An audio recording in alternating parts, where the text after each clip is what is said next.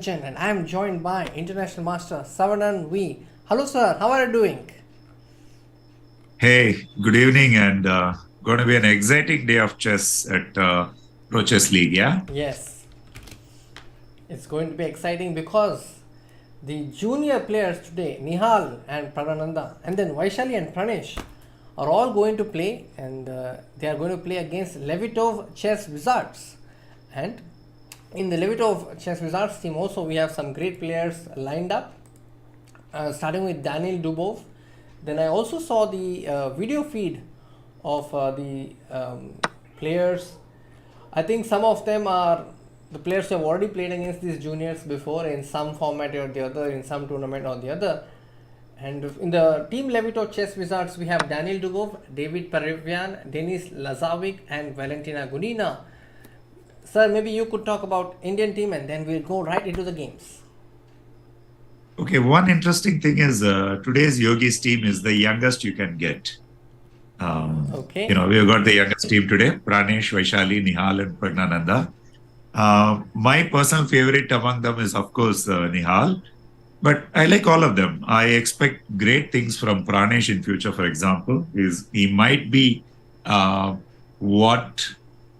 tomorrow's Praggnanandhaa and Nihal, He's a very upcoming talent. Okay. And very interestingly, in Levitov Chess Wizards, there are two players with brilliant styles. One is Dubov and another is Valentina Gunina. Both play chess in a very, swashbuckling way. So something tells me today is going to be a day of very interesting chess.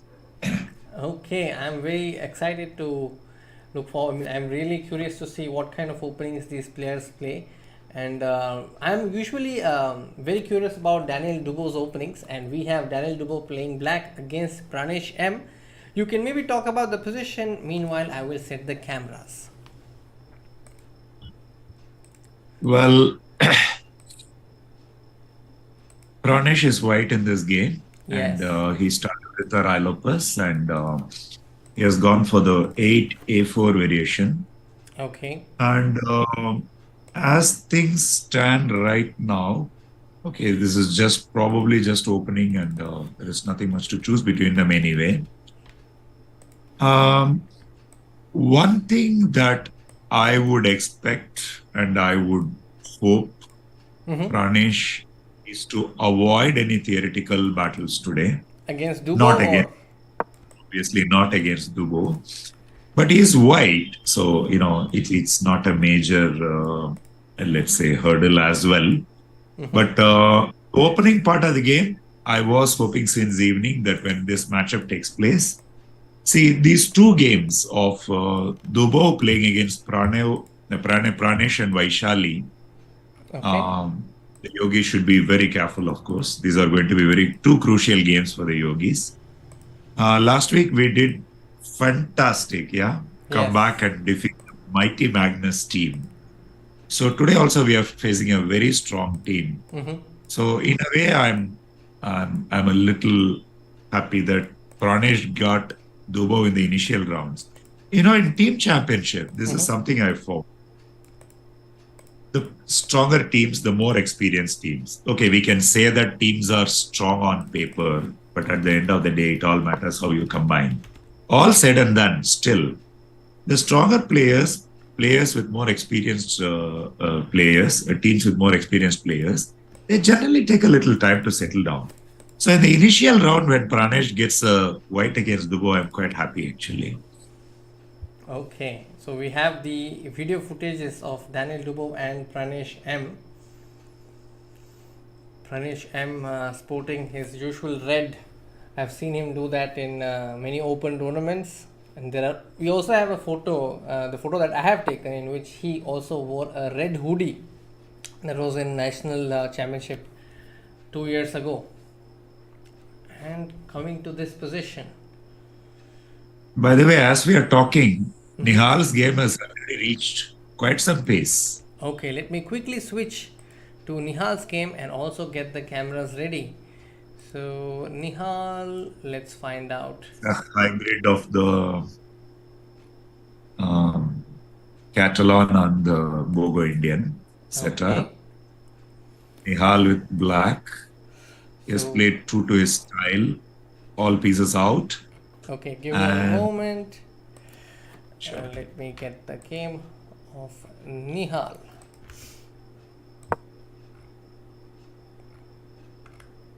Well, when Niranjan gets it for us, we can see the version on the board between Pranesh and Dubov. Bishop g5 is interesting. I actually didn't expect bishop g5 there. Well, something like a bishop b3 giving a pawn on b3 might have been more satisfactory. We are back to Yeah, there Nihal. Yeah. Nihal's game on the board. Yeah. My first impression is once again a little risky by Nihal, Mm-hmm. pawn on c6 and all that. But at the same time, this is true to Nihal's style. What do you think about Denis Lazavik as a player? What is his style? I have absolutely no clue. I'm sorry. Okay, I have seen him play in many of our chess.com events. He's a regular, if you ask me. Okay. And Well, he's quite young, a 17-year-old. So this is a matchup between two very, very young people. yeah. Honestly, Niranjan, do you think by the age of 16, 17, style forms? What do you think? Because today's chess has become very complicated that way, you know. Everyone plays universal and I think especially it in also depends on the influence. If you are, let's say, being guided by somebody who like follows this principle of, let's say, learning one opening and learning it well, then it can be different. But if they are, let's say, observing the modern trends, then I think yes, you are right. They may have an universal acquaintance of chess openings or ideas. GM. okay, the position looks a little worrisome for Nihal. Say, for example, the knight on e5 Okay. prevents now c5 is not possible. Say, Nihal would give everything to get either c5 or a4 or h4 here. Okay. So for knight e5, expecting black would play something like Mm-hmm. queen d6. For knight e5, if you go bishop e8, white's positional threat was to go knight d3 and knight c5 and occupying the c5 square. C5 square, okay. But he's played Keeping queen that d6. in mind. Oh, he has already done queen d6? Yes, he's done queen d6 as is So visible on after our knight screen. d7, queen d7. I would take knight d7. Okay. Just because I want the knight to support c5. Okay, but maybe the knight on f6 can also help in protecting d5. It's a minor dilemma. How would you capture queen d7 or knight d7? Well, after knight d7, if I just play something like queen d2, Yeah, I'm that's what stopping your happened. c5 and just keeping an eye on a5. Queen d2, I would So play h4. you are gambling the a5 pawn, are you? Oh, I did not pay attention. Sorry. So queen d2, I have to go a4 then. Yeah, see, instead of that, I thought something like queen d7. The point is, anyway, it keeps the threat of c5. See, for example, for queen d7, if you go queen d2, Okay. now I can just go a4, check the pawn. And if you Okay. take ba, now I go c5. This was my point. Something prevented Nihal from going for this particular idea because he chose knight d7 in the game. Okay, sure.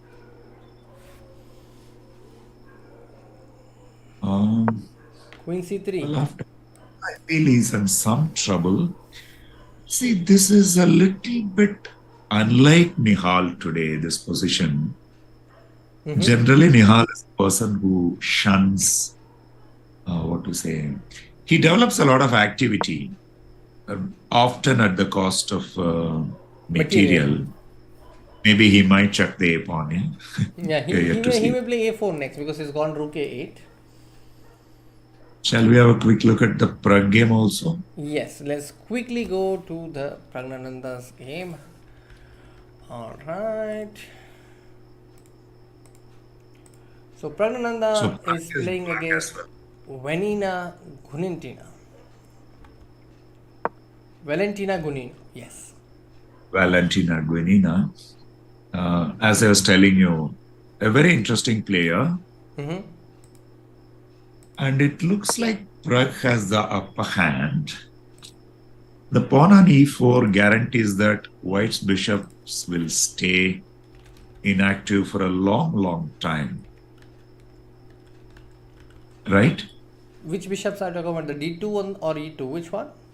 The e2, e2, both of them. Both I of mean, them. okay, Okay. e2 is theoretically the good bishop, but what do you do with that particular good bishop? So, Okay. I am considering something like bishop f1 and then you yeah. play h4, h5, h6, something like that. h4, h5 or rook g2, rook g3, something like that. Of See, course. that's what I'm very sure that Gunina is going to go rook g1. And yeah, she has done that. She has done queen d1 as well. It looks like the long-term odds are with black.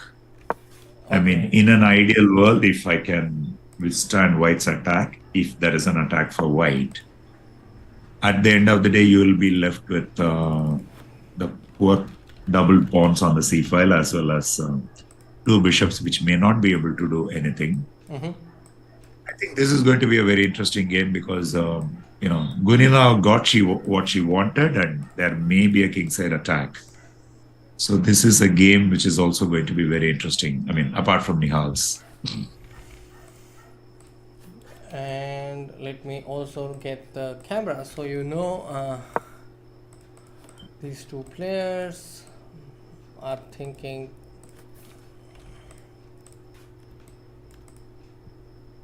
Chess commentary has come a long way. Yeah. They are actually looking at guys and their emotions and also commenting, it would have been unheard of when, for example, when I started playing chess or something, 15 years ago, 20 years ago, even when there were team championships happening at the top. This kind of enjoyment that you get out, especially in a team championship, it is unimaginable. Mm-hmm. Have you played in team events? Oh, of course, in the national level, of course, and I've played the Olympiad also for India. Yes, I remember that. At the national levels, I've been fortunate to have played for the best of the teams at those times. The Petroleum Sports Promotion Board, the Bank Sports Board, and all that. So yeah, I actually like team championships a lot. It's one thing I observed in team championships. Of course, online team championship is a completely different ball game. Mm-hmm. The spirit of the team always matters a lot. This is something I've observed. How much you enjoy with your teammates and those kind of things. Online, I don't know how the enjoyment part comes in, unless you all stay at the same place like in the Olympiad. Yes, I was online about to Olympiad. mention that. Correct. But in this case, see, for example, Indian Yogis, generally after the game is over, we have a WhatsApp group and there is banter and there is even, jolly leg pulling and all that. Okay. That is some fun, but at the same time, it's a completely different ball game, isn't it? Online Olympiads, online team championships. Yes. By the way, what we thought is happening in the game between Nihal and his opponent. Nihal checked a4 and played c5 ultimately. Give me a moment. Yeah. Maybe you should lead the games, Niranjan. I'll follow the commentary instead of, Okay. The change won't be sudden. Yes. So I'll go to the games. Obviously. Yeah. H6 was played. H6 looks a little bit unnecessary for me. I would have played a cold-blooded rook a8 or rook d8, but this is a very committal decision, isn't it, to play d5 by Gunina? Let me check. After h6, she played d5, and then okay. I think she has this confidence that she's going to break open the king side, and she has this pawn on f2 and pawn on h4, pawn on h2. I thought that could be beneficial in getting the pawn Okay. breaks. Tell me, Niranjan, give me a plan. How are you really going to break through on the king side? It puzzles me actually. I have We are an looking idea. at I would not have played queen s3. What I would have done instead was h4, then queen s3, and then f5. So this was my idea, but she's going queen s3. Maybe she wants to wait until the players have one minute each. You know, there is this theory by Max Uwe. Look at the rook on h7 and look at the rook on g3. Conventionally speaking, there is absolutely no comparison. The rook on h7 is a donkey, whereas the rook on g3 is a real elephant. But as long as the h7 rook nullifies or rather prevents to a certain degree the rook on g3's threats, both the rooks are actually equal in this position.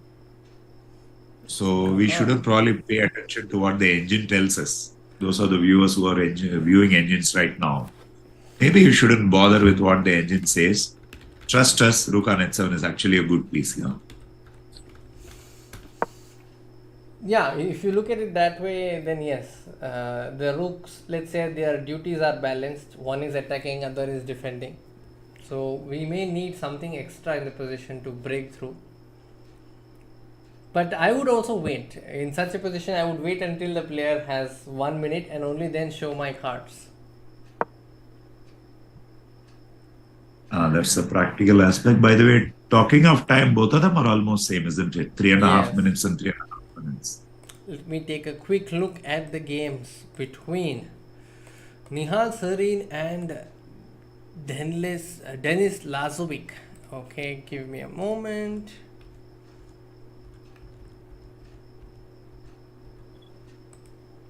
So welcome chat. We see that there are comments coming inside. Yes. Some of them are asking when is Nubairbai becoming a GM. Nice of you guys. Okay. Of course, many are excited to see Nihal play and many are excited to see Pranesh debut today for India Yogis. Nice of you guys again. Yeah, so Nihal's game. Okay, let me get to Nihal's clock also. Yeah. So I'm getting Nihal. I think the position that we have right now is from Nihal's game. Yeah. Oh, I just saw Nihal a little bit annoyed. I am wondering what annoyed him. Uh-huh.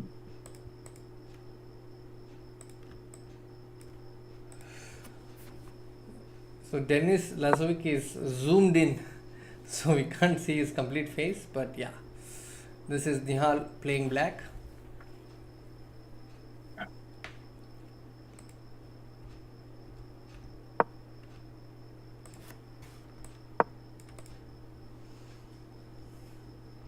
Okay, how would you evaluate this position? The engine says better, but I have a feeling that Nihal, when he's down to less than a minute, real magic starts. I mean, this is just based on my experience. What do you think? I know, but it's very difficult to take comfort in the fact that he has only 1 minute, isn't it? Okay. And somehow, if you see, White's pieces are quite annoying, I would say. But again, this is 5 minutes and I mean, this is quick chess and this is Nihal. And looks like he has started stirring things up with just 1 minute on the clock, isn't it? Yes, I think he's going to go a4 next.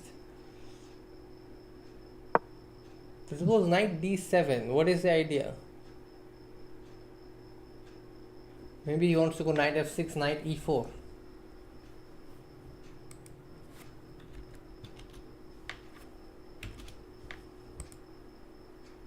Okay, the position is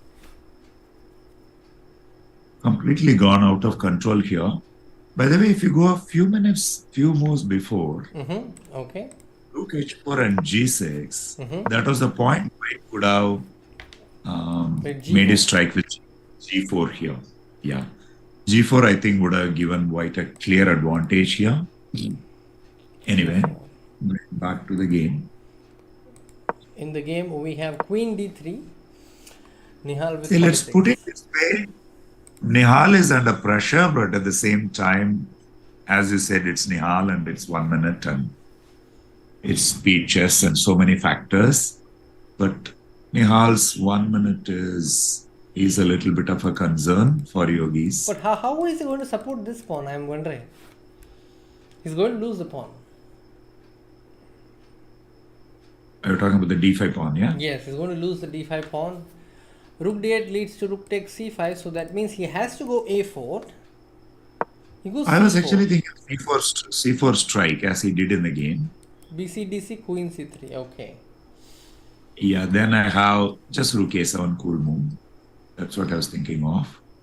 Yeah, so I think they are going to follow this line.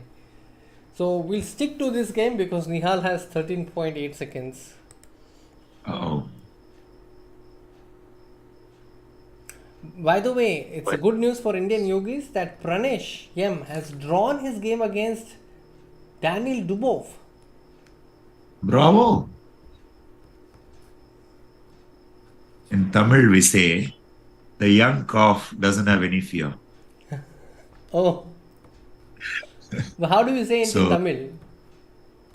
Ilam kandru bayam ariyadu. Kandru is calf, bayam is fear. Okay. So Pranesh has, what better debut can you ask for a youngster, yeah? Yes. In a world stage, Dubov and a draw. But Nihal's clock.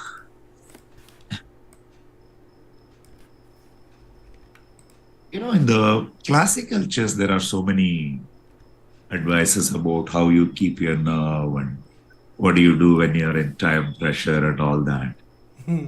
All those books have straight gone to the dustbin. The moment we all started playing 10 seconds, 20 seconds, 30 seconds, blitz and bullets, hyper bullets and all that.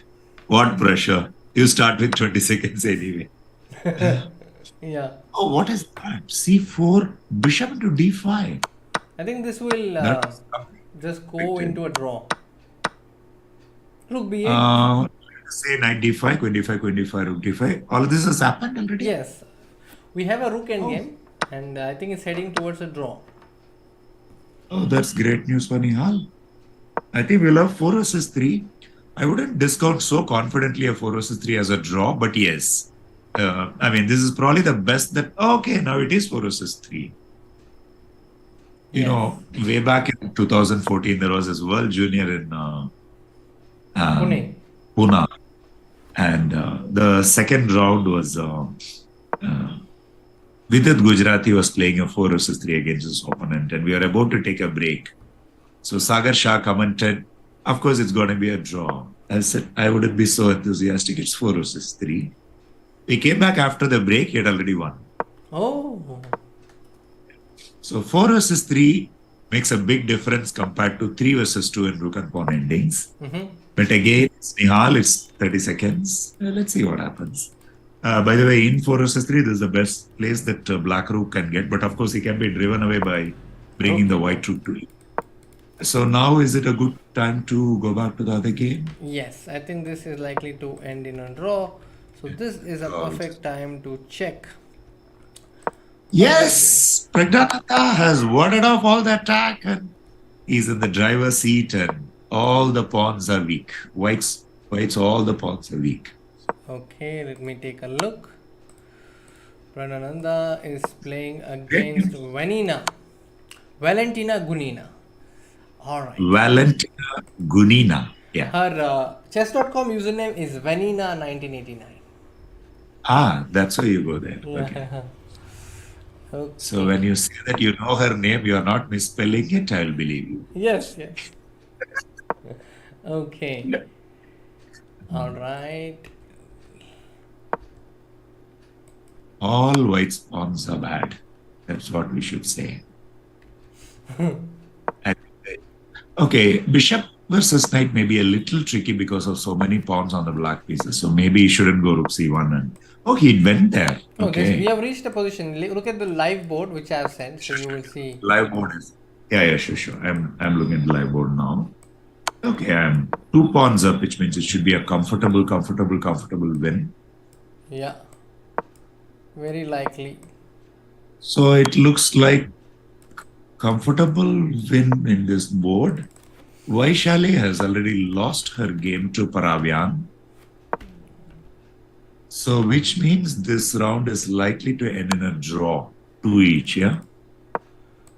Assuming Pragg wins. If we are exchanging one loss, then yes.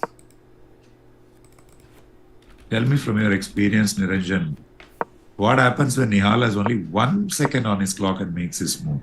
Will he still hold it? Yes. The history has it that he still holds.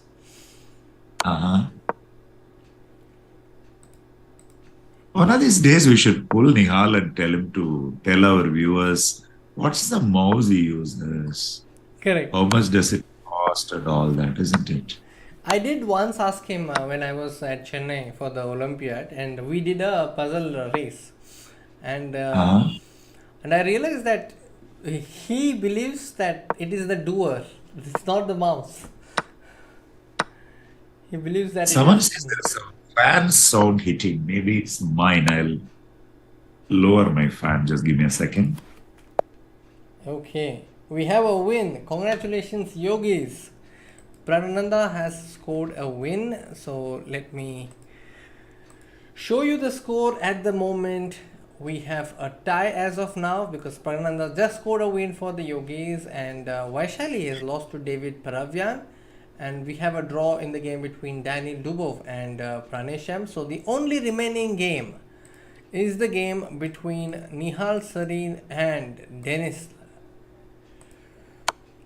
And yeah, they have drawn. So we have the results. It's a 2-2 draw.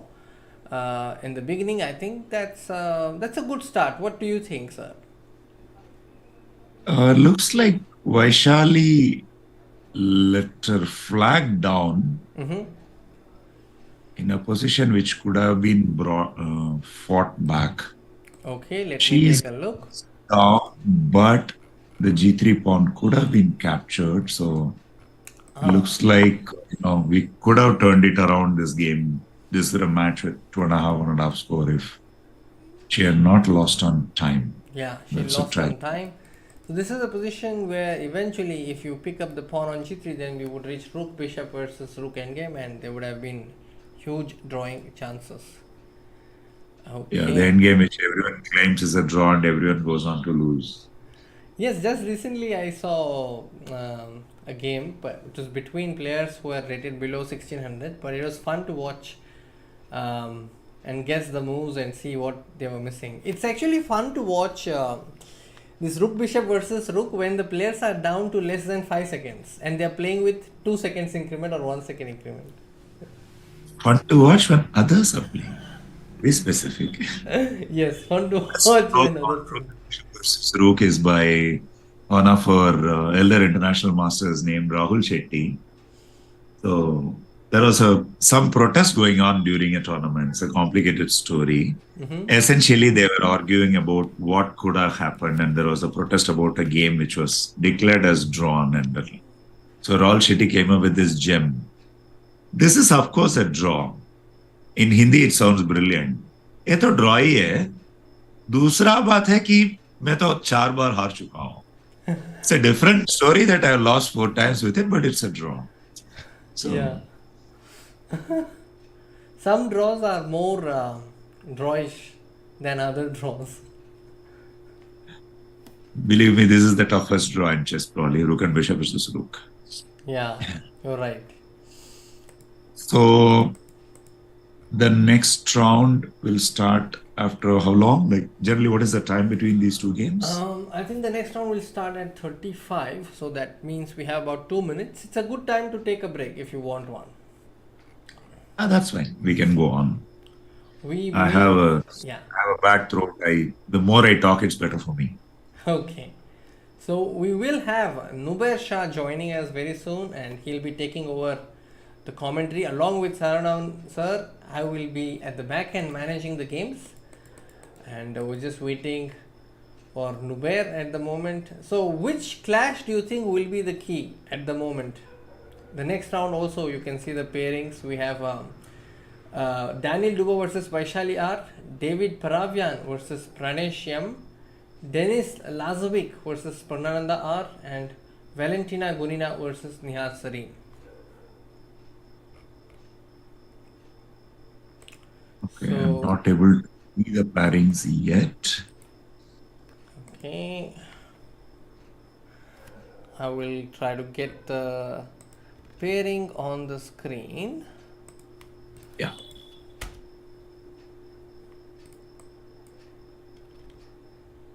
Maybe at the YouTube you can give the link to the games as well, apart from our relay. Okay, I'll give the links to the games. Yeah. Yeah. Okay. So let me check. So Gaurang Joshi is asking, is Ramesh sir going to come for the sake of good luck? Today, Well, I'm not sure about it, but you never know. Games will start at 9:40 Indian Standard Time, so that's about 4 minutes from now. And yes, thank you Heaven for that information. And hello Gaurang, hello Amay. I hope you're doing fine. I'm seeing you after a long time, Amay. And Nubair will be joining us shortly.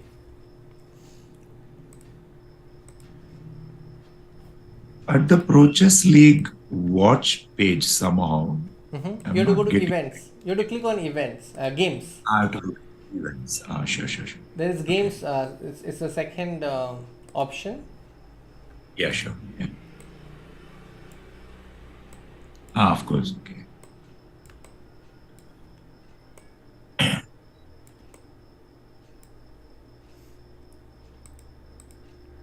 And where are you pulling up your live games from, by the way? I'm pulling it from the chess.com/play. Okay, because in events, I think something has gone wrong, and the earlier live games are not appearing there. So I think we should all go to live. Chess.com. Yeah, this is much better. Okay, maybe I'll take an update from the team and see whether they are actually visible. Yeah.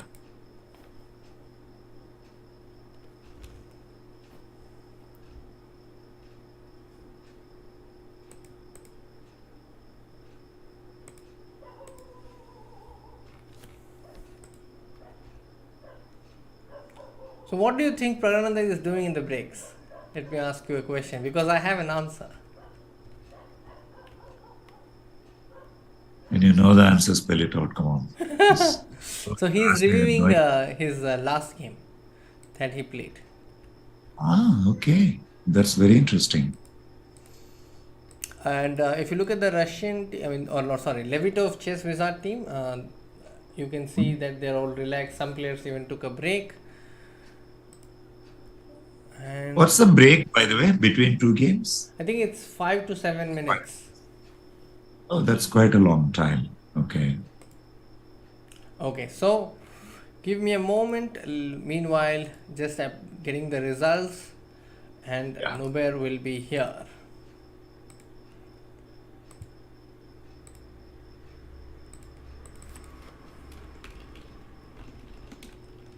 The previous game, the previous round against Norway, the India Yogis came back very strongly towards the end and made it. Yes. At the same time, in team championships, it's not a good idea to have so much pressure on yourself. I mean, winning 4-0, 4-0, 3-1, it won't happen every single day. Yeah. So, I would say in a certain way, this is a good start, but of course, it could have been better. Well, let's see how it is going.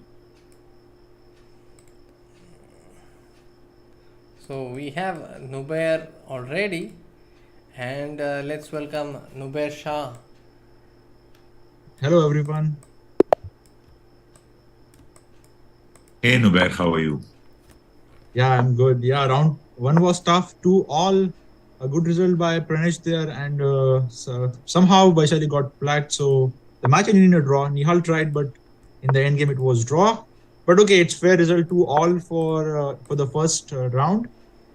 So yeah, match is equal. And the games have begun. That's great. Daniil Dubov is white against Vaishali R. Yeah. So Nubair, I was telling Niranjan at the beginning of the previous game that it is better to avoid any theoretical lines against Dubov. Do you think that still holds for speeches or maybe only for classical chess? What do you think? I mean, if like these days, if you're well prepared, I mean, and you know everything about the line, you can just play against anyone. That's the new formula of these young kids, and they just go for it. For example, last week, Vaishali, just went for some special line. She prepared against Magnus, and she got a good position. So they don't care like if they're playing Magnus or anyone in the world. They just believe in themselves and just go for it. So, but yeah, in general, yeah, it's better to get away from the theory against Dubov. I agree. But if it works out for you, works out.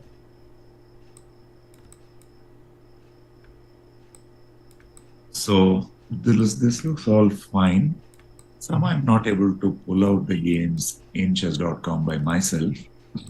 You can Yeah, go or to if Niranjan chess.com start slash... the Yeah. virtual camera and Yeah, this, I have already shared that. Yeah. okay. That would be great. The easiest, yeah. Yeah. Give me a moment. Yeah. And until then, we will take question from the chat. Hi, Anshika, Heaven, Mr. Gamer is there in chat. Okay, this link. Okay, thank you. Yeah. Is red your color of the day, Indian Yogis team? Sorry? Is red your color of the day today? Because I see... sorry. I see Everyone wearing, red, yeah. Not really, but yeah, I mean, we are the biggest threat to everyone in this league. So maybe that's what team want to tell after beating Magnus team last week. Red, sign of danger. Yeah. By the way, meanwhile, Nubair, just as you said about theory and all that, just as we are talking, Paravyan Pranesh is going into an extremely sharp, ultra sharp line in the how do I call it? The Taimano hybrid. Okay, that. Yeah, Paravyan Pranesh. Yeah, there you go. You can't get it more. Stuff, yeah. Yeah. Yeah, it's a Taimano. Yeah. Interesting that the young Pranesh. By the way, Pranesh's style, one of the curious things about Pranesh is that typically in openings, he goes for variations, not bothering about the actual result. He generally keeps confidence in the sharpness of the line and this, somewhat a faith in the opponent that he won't find the whole continuation, kind of. I'm not surprised that he's going for such a line, It's supposed to be critically better for white, but who cares? Yeah, it's complicated. And he's playing very fast. Look at his time. He's having 10-17, like 10 minutes and 17 seconds. And as a white, you don't know what's the evaluation, you are not sure. Like, are you better or not, really? Exactly. Unless white knows all the nuts and bolts of this position, it's just a game at the end of the day. And, the white king is not safe and all that. Would you say it's a good choice or it's a daring choice? How is it? It's a gamble in other way. If it works out, it works out. Like, for example, previous game, he, played very good and drew with Dubov. And this is like he's debating today. Like, this is his first time playing in Poachers League. So, and he's one of the latest grandmasters. So, I mean, We never know, what he has under his sleeves. He is playing a strong grandmaster, 24-year-old Paravyan. Yeah. He's 2586 on classical rating. But at the same time, again, just before you came, I was reliving a Tamil proverb to Niranjan. Young calf doesn't have fear. One more example of it. Now he has sacrificed a piece. And he has got how many pawns? 4 pawns, if I'm not wrong. But this is definite preparation, 100%. Yeah. There is a theory by, I think it's Amanatho, that 5 minutes, half an hour on the clock in classical chess equals to a pawn. So what about minutes on speeches? And now he has just castled. Bar doesn't like it, but Pranesh is confident.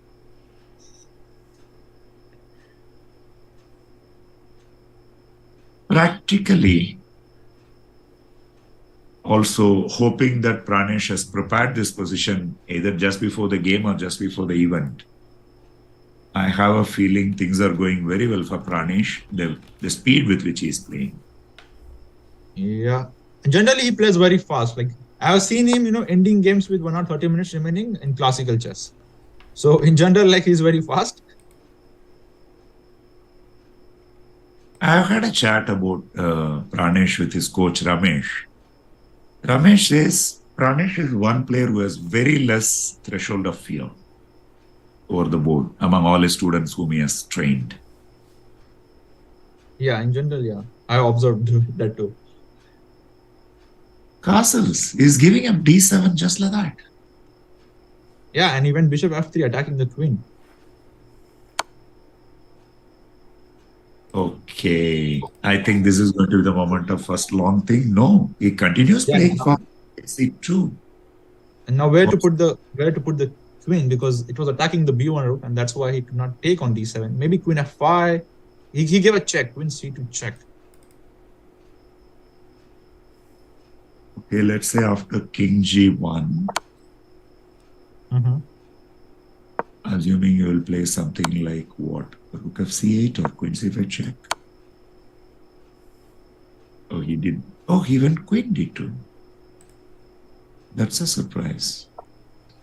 And did he really mean he's going to win that endgame? Takes d5, and okay, c6 pawn is weak, and still okay, even if he loses c6 pawn, he'll have 3 pawns, right? Yeah, but the a pawn could get very dangerous. If he loses a7 pawn, he'll just lose the game. So maybe this is a good moment to switch to other games. Yeah, why not? So we have maybe let's just go to Nihal to Pragg. Yeah. Yes. So Nihal is playing the sharpest player of the Russian team, Valentina Gunina. Again, Nubair, I was telling Niranjan that I'm a fan of Gunina's style. The kind of the boldness that she plays with in classical chess. I don't know how she is in blitz. Very bold player with a very attractive style. And today they have rested Kostyuk, who did really well last week, and they have put Gunina in. This is something I wanted to ask you. There is this rule, right? You should have a ceiling of a certain rating average. Yeah, 25-50. Yeah, is it how big a handicap is that when choosing which of your team members will play? I mean, you have to make a team looking at the ratings and doing the calculation first. This is how I approach before making a team, and accordingly I select players amongst 2600, even 24-2500. So that becomes very important, reading the rule book. What is the highest rating cap? What is the lowest rating cap? What will be the rating of women player which will be counted, and which month, and so on. So this is very important, I think, because the Pro Chess League was only for 2 years. It was the highest. I mean, there was no rating cap, but right from the beginning, 2017, there was this 2500 cap, and for this season they increased it to 2550. But does it make your life a little more difficult or not necessarily? Actually, I'm used to it because I joined in 2017 as a player, and from 2018 I started being assistant manager plus player and so many things. So I'm really used to it, and I love this format because it's really interesting challenge. Because if you have just best four players play from the nation, it's like the Olympiad. Like, I mean, there is no this league thing. It should be unpredictable. It should be like anyone playing any board, anyone playing against anyone. I That makes it. understand, but the rating cap, does it affect in any way? Yeah, it affects. For example, like previous year, there was no rating cap. So let's say we were just fielding Vidit, Nihal, Pragg, and Ronak, or let's say Arvind. So these four guys are playing directly. But now any team cannot field more two 2200s, or else they will have to put 2400s or 2350 players to make the rating average of 2350. So there are some teams, who are playing 320s and one women player, or 22500, 12600, and a balanced team. Or sometimes, like for example, we are playing 2675s, and then there's a Pranesh, like who was 20 or 15 in November. So there are different strategies, and many times, team just experiment before going into the playoffs that which team works out the best. By the way, as we're talking, Nihal strangely got a pawn structure which he had it with black pieces in the previous game. And how he lost the bishop? He just took on c6, yeah? Okay. Yeah, white just took on c6. It's typical Nihal as well. Concrete decisions. Yeah. In Nihal's game, nothing is happening, but Nihal himself has admitted this as his style. Keep playing moves, not changing much, and just keep playing, keep producing solid moves. So that's what he's doing with white pieces as of now. Yeah. Rook to c8, probably knight d2 or knight c3, knight e2 like this. So people are asking us why Vidit is not playing. Obviously, we wanted to bring in new players as well as the rating cap, which Nubair was explaining. Yeah, I'm sorry, you're talking about the position? Yeah, let's talk about the position. So generally, if there's a bishop, the position is good, but there's no bishop, so more or less the position is equal. And so as the bar says, however, I like slightly black, because for black, the play is very simple. Just play c5, maybe rook here, try to get e5 somehow with queen c7 or queen d6. And like, I cannot think of winning plan from white side at the moment. Exactly. So I'm not happy with this position for white. Say, for example, now she just plays c5 now. Yeah. I honestly don't know what white has to look forward in this position.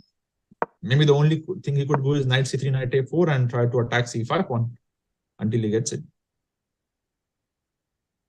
She went c5. She heard me. Yeah. So what is really white gonna do here is the question.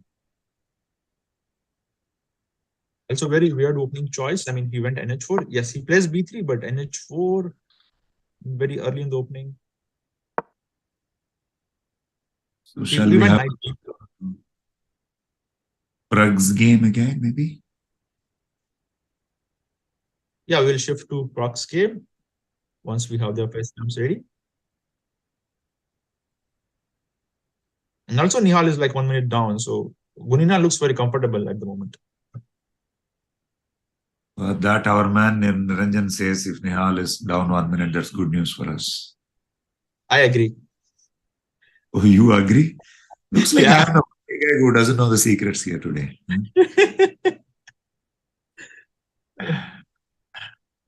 Nihal having less time, Vishuk having less time, these are good signs.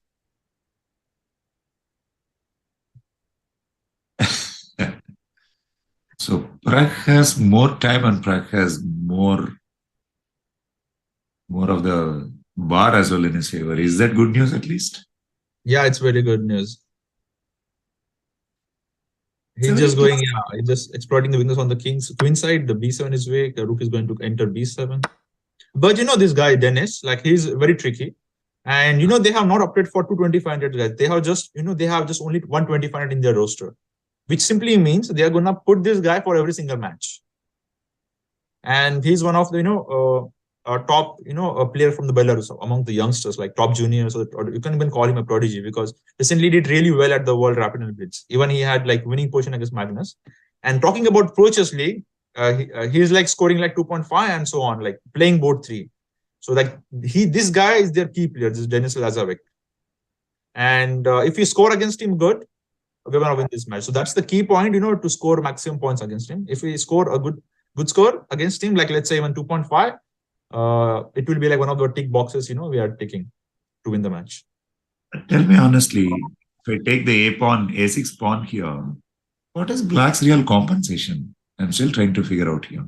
Yeah, that's what this guy does. He's always relying on some tricks, like something on F4 will happen, NH4 will happen. Always relying on tricks. That's the story of his life. So second game in a row, Praggnanandhaa is defending a position which he defends successfully, he will win the game, yeah? Yeah, and the good thing is Pragg has recently played an OTB event against world top players. So that helps. I mean, you see things faster. That's a very interesting point you say that. Like he must have defended very difficult positions against world top class players. Oh, Pragg, you're not taking the pawn. Why did you go rook b3? Maybe he just wants to play rook e3 and then take on a6 anyway. Okay. Like he's like, I always found like he's very prophylactic in general. Let's say after you go rook e3, if Black goes rook a8, what do you do? That's my question. I don't think Lazavik will go rook e8. I'm sorry? I doubt Lazavik, Denis will go rook a8 because knowing him, I don't think he's that kind of a player. Let's say I don't have any problems. Yeah. Yeah, rook a8, and it's tough to make move from white because you're not attacking a6. You cannot really play queen e2 and stuff. And but something strange is happening. Instead of going knight d2, Pragg went h3, which I actually don't like at all. Okay, Nubar, queen c8. Come on, let's see. My way versus your way. What do you want to do? I will defend the a pawn. Come on. What's your argument? Yeah, just first taking s2 or something, just take control of the g3 square. And then maybe try to gate queen e2 or something like that. Yeah, essentially, your position is sounder. White's position is sounder. Because at the end of the day, a6 pawn is a kind of an insurance in White's favor. So yeah, it looks like White's going to have a good life today. Yes, but after h3, I'm not completely happy because, there is a permanent hold on g3 and those knights are not looking good. I mean, if you see from the White's point of view. By the way, it all happened. Knights jumping on knight squares. Sorry, it seems happened according to what we thought. h3, queen c8, king h2. Now exchange pieces with knight h4. This is really good. If you manage to exchange one knight, the pressure would be very, very less. And then as you said, a6 is an insurance.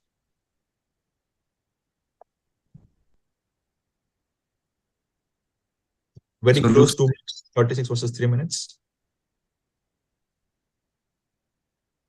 Okay.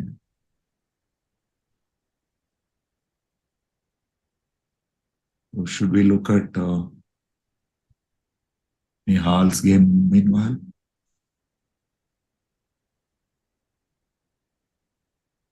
Yeah. The way the things are going so far, it's extremely complicated. And so far, no result yet. It's going to be, very crucial this round, I think. Yeah, the other two boards also. Whoever wins this, going to have some lead in the match. By the way, some advantage as well. Pranesh is actually holding very well so far, it seems. And yeah, Nihal's game, as we were looking at, Niranjan has pulled up Nihal's game. Yeah, Nubar, your quick opinion about the position? Things are looking good. At least he has managed to get e5. He has some space. There are some weaknesses. f6, g6, e6 is the biggest weakness. And knight on f3, f1, and looks good. He can plan something on the king side. And he's playing on the right side where he's stronger. And Gunina has not managed to, create something out of the, double bishop pair, advantage or, some central good control she had. So, and yeah, Nihal trying to exchange her active piece, knight on f5. Actually, it seems her previous move was knight f5, which I didn't like. I thought she would play f5, I was thinking. After the move played in the game, Looks like Nihal has definite counterplay, yeah? Yeah.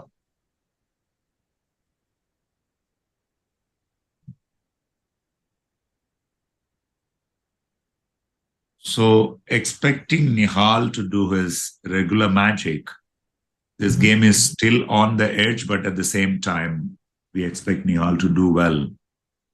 So overall, it looks like we may pull off a very slender victory in this game, in this match. Yeah, and I think this game is very important for Nihal because he has drawn the first game. Okay, he was playing informed player Denis, but going him before playing him David and Daniil, it's important that Nihal wins this to gain some confidence. Because and also at the same time, Gunina should not get enough confidence to play against our board 3 and board 4. So that way also it's psychologically important that we win against her. Well, I expect Pragg to win today. I mean, this round. Yeah. And I'm expecting that Nihal also might have a good result because this is one of the positions that he likes to play, these kind of positions. So, now it looks like this is going to be a favorable round for us. D4 on the board, the bishop, attacking on F3. And if knight moves, the queen d5 is there. Nihal has queen c4 to exchange pieces and to keep things under control. So just as I said, this is what Gunina does, and she is doing that consistently. But okay, how do you continue as white in this position? I think this is the pivotal moment. Okay, I would take it safe. Just take e cross f6, e cross f6, rook e8, rook e8, and I'll just take... I was wondering if she can, include bishop f3 first. No, I have f7 check, I thought. Okay, that's a big mess, isn't it? Yeah. What happened afterwards? Yeah. Or I can just take check. She's not interested in the bishop f3 at all. Wow. She heard. Looks like you know her very well. Looks like that's what he's gonna do. Yeah, that's what he did. He tried to exchange both the rooks, and she keeps one rook because she knows that she will need it for the c pawn. Yeah. And assuming he keeps the queens on the board, queen, when knight and bishop versus queen and 2 bishops, may not be all that dangerous for white. Looks like the worst is behind for Nihal. No, I trust him. This knight on d2, I think he'll manage. This knight is coming to e4 next. Knight is gonna jump. And this is where he's gonna gain time, and Gunina will be under pressure. Will get under pressure for sure.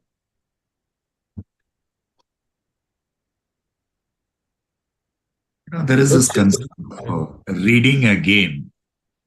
If you see the flow of the game, how it goes and all that. Yeah. This is the moment where the tide has turned. And generally when the tide has turned, this is a theory by Lev Albert, the American Grandmaster, the erstwhile Soviet Grandmaster who emigrated to America. Whenever the tide turns, that means the player who has turned the tide is always better. Yeah. Currently, the momentum is in Nihal's favor. Yeah. But okay, rook on the board, she's trying to exchange rooks and not caring much about c5 pawn. Okay. As you said, the most dynamic or attacking player from Russian team. Are there any tricks here? Let's say. Indeed, there are. I may not be able to take the c5 pawn, isn't it? She has bishop a6 Yeah, d2 is hanging first of all. So, yeah. He needs to fix the knight position to take on e4 or just play knight e4 or include queen c4 check. So Nihal is going to burn some time here. I play queen c4 check, king g7, knight f3 first. Keeping all my pluses. Maybe that's what I'm going to do. Yeah, he took. Took rook e8, okay. Nihal down to 28 seconds, not looking happy, looking at his face. I think he's going to play king f1. Typical Nihal. No. Knight f1 by Nihal. I'm not sure about this move. It's very safe. But at the same time, she goes queen c6. I was thinking whether she will be going bishop f8. Of course, she doesn't do that. So assuming f3 is forced. And now, can he play bishop e1, knight g3 and something like that? Try to get the knight activated from that side. There is this theory Harpo, right? You have minus positions where you can better your position, but where there are equal position where you cannot. It Yes. looks like one of those things for white pieces. 13 seconds versus 45 seconds. Let's stick to this board. A4 on the board. I think just take it.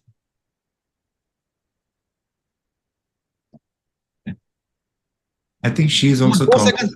Play. He took. Bishop A6 on the board. D2. Yeah, this is good. Bishop goes back, and now probably knight can be improved. Knight G3. Will she play F5? She played. Now knight E2, knight F4. I think C4 is income. C4, what are you doing, by the way? I think he has to. ND4 blundered. Come on, she cannot blunder like this. Great. That helps. That's it. So Mr. Niranjan was right. Yeah, but still 4 seconds. Yeah, I mean there are some tricks. Bishop B5, Queen B2. Very cute tactic by Nihal there. Very nice. What is C4 is a check. Okay. Yeah, and now Bishop B5, AB5, Queen B5. He loses C4, and if he takes on D3, B5 gets defended automatically. I think she's. Yeah, Nihal has got her. There's another trick. Nihal, B5, Queen B2. Nihal Sundal. C4 even, yeah. Yeah, and once the bishop comes to C3, I mean, his position will look so good. She's down to 6 seconds. She took on D3, bishop C3. Check. Will she be able to do with 6 seconds? That's just a winning question. Queen D5 income. Okay, she played this. Queen D4. There's no check on even as well. Okay, she's losing on time. She lost on time. She lost on time. Yogi gets first. Okay, Vaishali has won against Dubov, by the way, meanwhile. Ooh. Pragg has won, and we have won this round 3-1. Fantastic performance by the team Yogis. You're a lucky mascot, Naber. Vaishali winning against Dubov is the breaking news right now. Let's have a look at this game. Yeah, I would love to. Did you see that very paradoxical looking? Yeah, okay, let's go through the game. This is crazy. Dubov only scored half point out of 2 games. He's playing their top board. And today he's replacing Solana. Yeah, He did well in the previous week. See, again, see the opening. It's almost a position where Dubov can't show any of his punches, it looks to me. Yeah, maybe he was just he just played normal thing, and maybe he's relying to do something, get something in the end game. But yeah, I mean, she was completely fine. I mean, there was nothing. There's maybe just did not give any threat at all. Like only black is playing in this 94 G5, F6. Every move some threat is coming. Look, D2, D3, E5. Vaishali just so many punches. Oh, she won a pawn for free. Yeah, she just smashed Dubov actually. D4, C2 is hanging. Well done. This is incredible. It's a very well played game by Vaishali. Now the toughest part, winning the one position.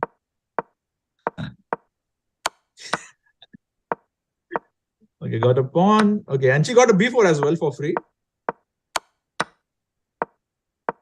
Also, she maintained time throughout. I mean, very well. Like,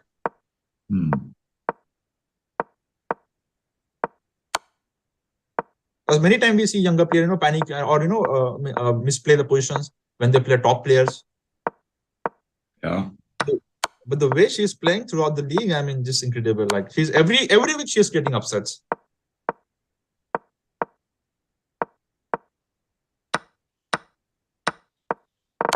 Yeah, just got a piece, and okay, yeah, this is matter of technique. We won 3-1, right? Yeah, there you go.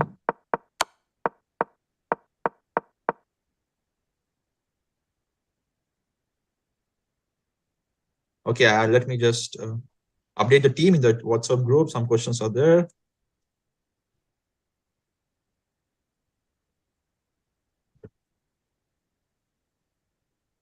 Yeah, I'm just putting it down. Yeah.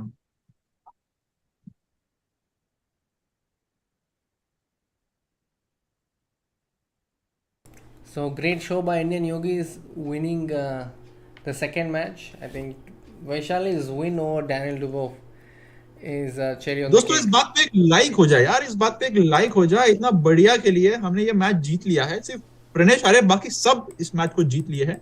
And the biggest upset of this round is Vaishali R board 4 beating their board 1. Sorry, Vaishali R today's are board 3 beating their board 1 Daniil Dubov. I think this is going to be the turning point of the match. Hi Rushil, hi Devansh, Ashish, welcome to the chat. So Nihal once again did what is expected of Nihal. Didn't bother about the time. Turned around what would have been an equal or slightly even unpleasant position. Turned the tables around and won the game. Pragg has been the best show so far in this match today. Two matches today, isn't it? Sorry? Pragg has played the most stable in both the games today. Yeah. He's still into the classical segment, it will take some time, to go completely wild. And that's why probably, Pragg is playing today and Vidit is rested to get Pragg in, a shape. For the, speed chess or the pro chess league matches.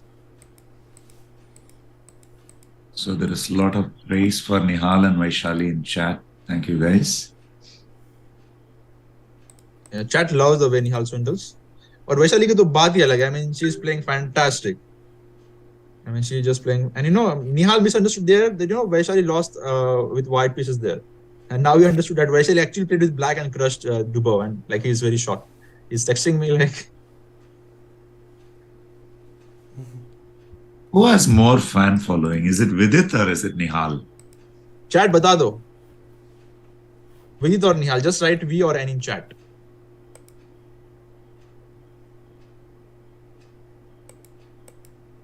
I think there is a small bug in the chess.com page for Pro Chess League. Once the games end, all the games get taken away from the events or watch page. After that, it's not clear where we should look for them. And only after that, just to go to the player's ID and figure it out games from there. That's the only way to do it. It looks like. Or also, I can share you the one link from there. Also, you can just if you click the player name, you get the this. I know that, but I was trying to get it in a team format. I think that's Okay, I get it. I get what you say. Correct. Yeah, I just sent you on WhatsApp as well. Sure, thanks.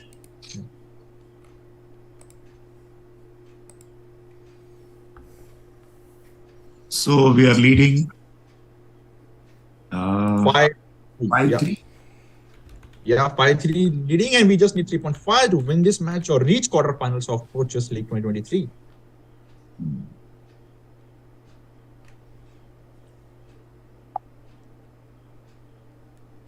So in a way, this is our pre-quarterfinals, yeah?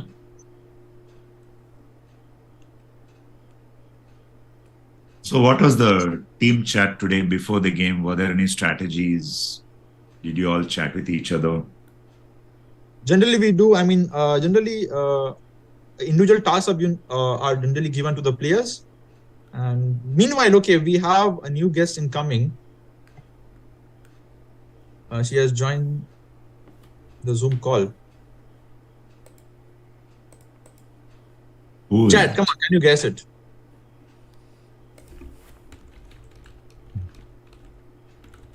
You're playing the trick on me too, not just on the chat. Who is it?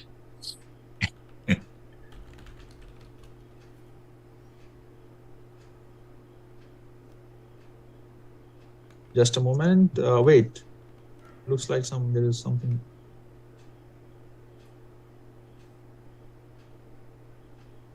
So basically halfway through the match, the score stands at 5-3 in favor of India Yogis. So to win the match overall, we need to score 8.5, which means that in the next two matches combinedly, we need to score 3.5. So can you just check the waiting room? She's saying that she has joined from 12 minutes back. Yes. With just one entry in the match, we should be able to go through to the next. Joined some wrong meeting. So guys, it's a woman player joining in. Can you guess it now? Meanwhile, chat said Nihal is having the maximum following.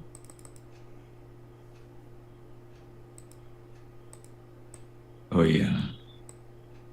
Come to think of it, almost everyone has said Nihal, yeah? Guys, come on, have some with it, yeah? I mean, he defeated Magnus last week.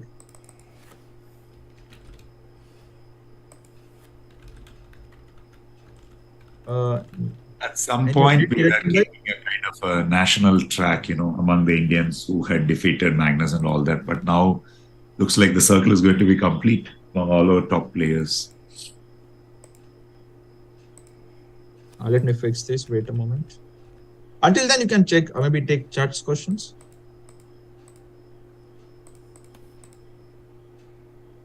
Need to answer some team questions in between. Yeah, the score was, as I was reading out, after the win in the second round, the Yogis are leading 5-3. So this consists of, two more mini matches, which means we'll be requiring 3.5 points to go to the next stage. Hello, sir. Elizabeth has joined. Let's welcome her. Hello, Elizabeth. Hello. Hi, welcome. Hi, Elizabeth. We are live. You need to enable your audio.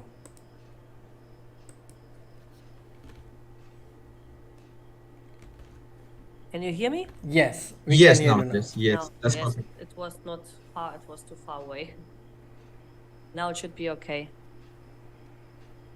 Yeah, looks good. Good evening. Welcome to the show. Welcome to the commentary. Hello.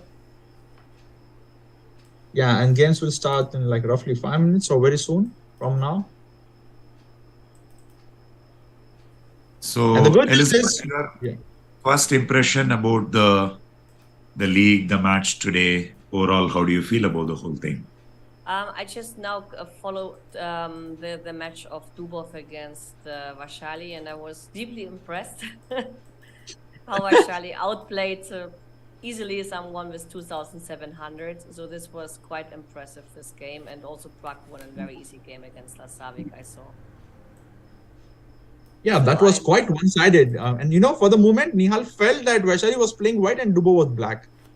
And he misunderstood that the score is 2-all. I got a message from him. And then I need to tell him that, no, we have 1-3-1. And it was Vaishali who was playing with the black pieces. Yes, no, that's what I read, that Vaishali was black. I hope this is the case, actually. Okay. Let me check because it's been a while. Now it should be okay. And yeah, I'll share you the one link where you can, see what we are showing on the OBS. Yes. Would be good. And this is how we will see the games. Okay. I mean, for now I just got the other message, but I changed this link. I got it. Yeah, just click it. Yeah, it works like this. Easy. Okay, no, because it's WhatsApp I have only on my phone, but I will just quickly get it into the system. 1 second. And All right. yes, 1 second. Do it. The games have begun. And the next round has started. Okay. Nihal playing the Dubov, very important game for Dubov. He has scored only half a point out of 2 games. And now he's playing Mr. Consistent Nihal Sarin.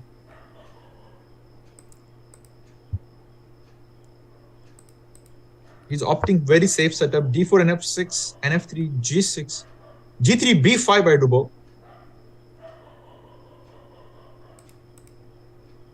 Of course, long since we have come to be surprised by b5 here. So, Yeah.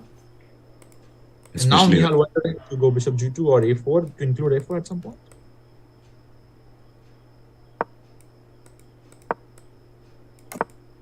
He just decided to play bishop g2 castle.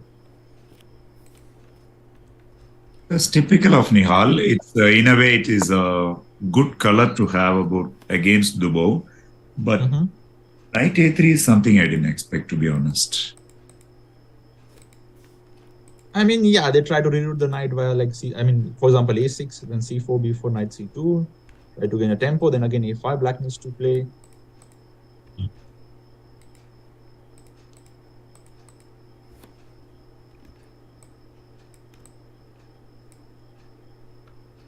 Or is he thinking to do something else?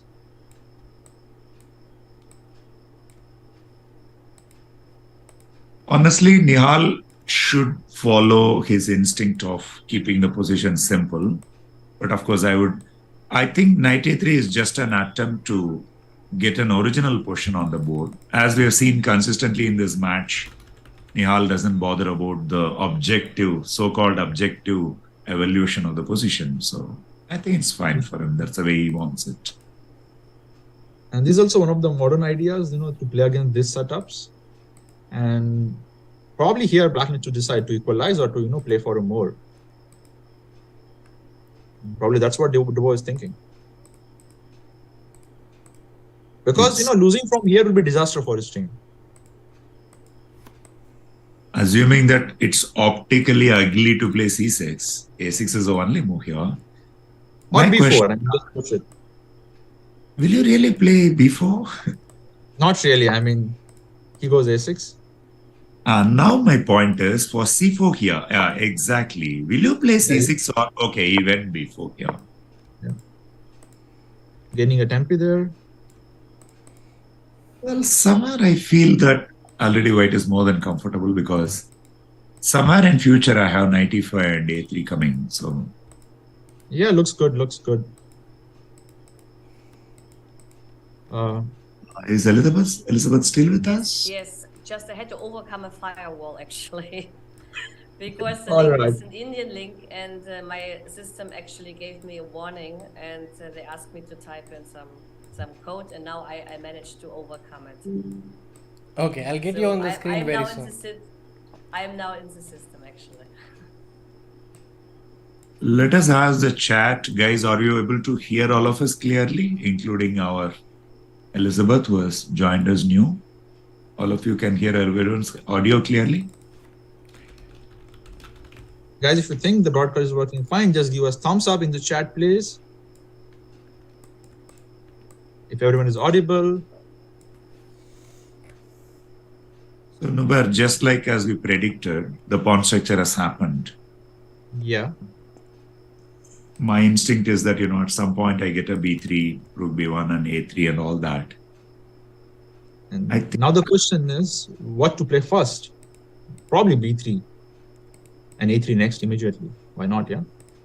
Elizabeth, your thoughts on the position? Yes. Now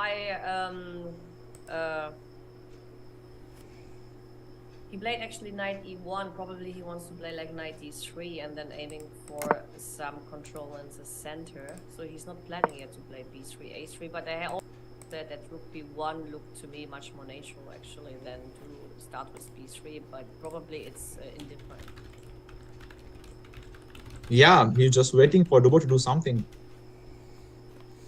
But I like actually this maneuver of knight e1 because it's more flexible and the knight on d3 has a very nice square. And the problem is if you play d6, maybe I can play d5 and then the bishop on b7 is a little bit funny.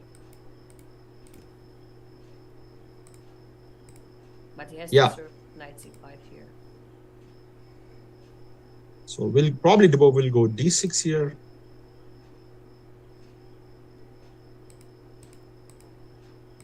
And meanwhile, Pragg game, okay, he went d6.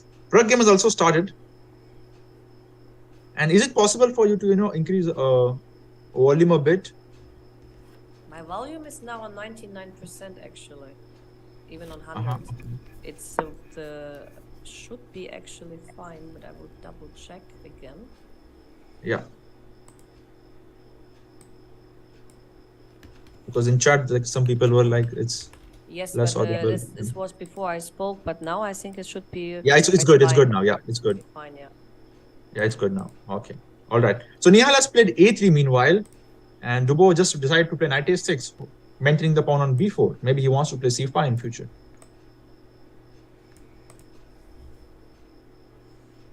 But even if he plays c5, I can close up and then get rook e1, e4, e5. I'm not sure that there's enough counterplay for. Okay, he played something. It opened up actually. Yeah. Nihal just keeping it simple. He wants to keep the structure to be symmetrical. AB4. I don't know what he's thinking of. think knight takes before maybe is better because the knight on a6 is useless for the moment, unless he tries c5 and knight c7 and then maneuvering the knight later on. So he changed the knight actually, yeah. That definitely makes sense. But let's say night before I play something like I don't know, maybe rook e1 or just bishop somewhere, and I mean the a5 is a permanent weakness in the other way. Yes, Somehow I didn't maybe like his whole decision of playing ab4. I thought he would just play bd2 and leave the decision for black. Yeah, to play c5 or not. Exactly. Sorry, Elizabeth, you're saying something. Yes, I just said like that maybe he's calculating now the concrete line. So to take on b4, then to take on a8, something like queen b3, and if c5 to play d5, and then rook e1, e4, and says like that I'm controlling the center while black is a little bit stuck. But on the other hand, the other idea could be to play simple against the a5 pawn. That could be also a very, very decent strategy. Nihal thinking, taking his time. Okay, maybe we can move to Pragg's game meanwhile. Yeah, I will open the Pragg's game in 20 seconds. All right. So we have 20 seconds to guess Nihal's move. I guess I bet for rook a3. Rook a3, okay. I go for rook e1. How about you, Sarvanana? I actually thought of rook a4, trying to be more forceful. Just get rid of the pieces, active pieces of opponent. Decide what you want to do, I thought. Chat, you have 10 seconds. Let us know what Nihal is gonna play.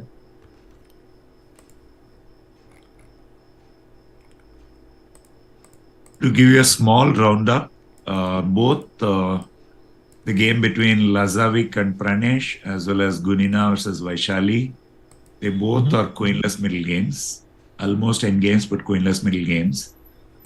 So once again, Pragg's game and Nihal's game are the two which seem to be more interesting as of now. Yeah. So I think we should go to Pragg's board once it's ready. Yeah, it's ready. So for the match today, Pragg is having the worst of the pawn structures, yeah? Yeah. We have looks really Praggnanandhaa's game now. Yeah. And talking about David Paravyan, like he has won like numerous title Tuesdays and very good speed player in general. So Elizabeth, your take of the position? Yes, I'm in the position, and actually like Pragg may have the worst pawn structure, but actually these double pawns are not that bad because they're controlling d4 and d5 square actually, so it has some advantage to have these double pawns for now, but I agree if you exchange a lot of pieces, those pawns at some point might get weak, but for now I like them actually because of the nice control in the center. Exactly, and now the plan is also very simple, just push a5, try to attack b6.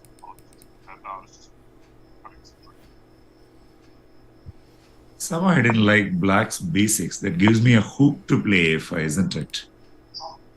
Yeah. He has got a permanent weakness to attack. I think this game is heading towards draw.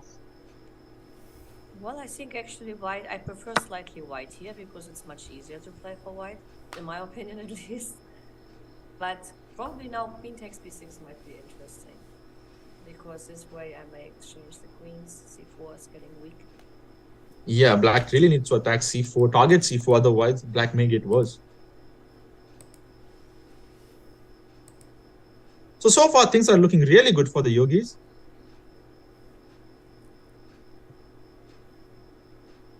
And Nihal has played queen b3, by the way. Did anyone in chat guess it? No one in the chat.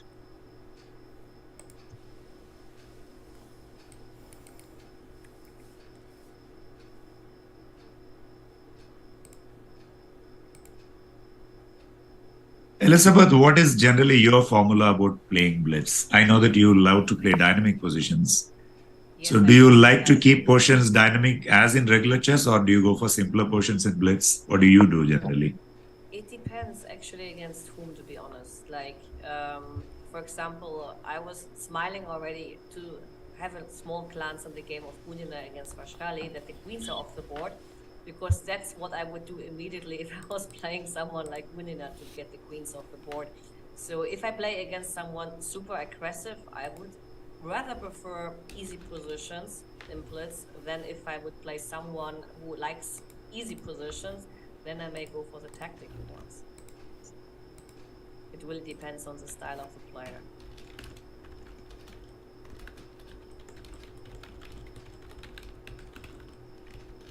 Just a moment.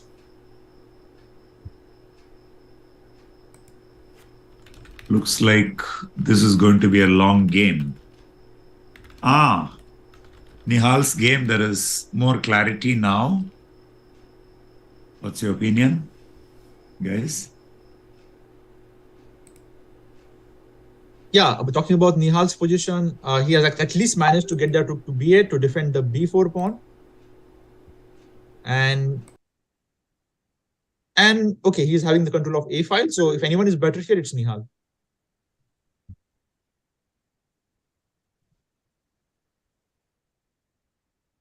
Yes, I'm checking it again because I've just returned home and probably there is some problems with the general settings. No, it's your mic, the position of your mic.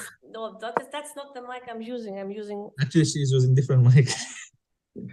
No, it's not the mic I'm using. Now the chat gets checkmated here.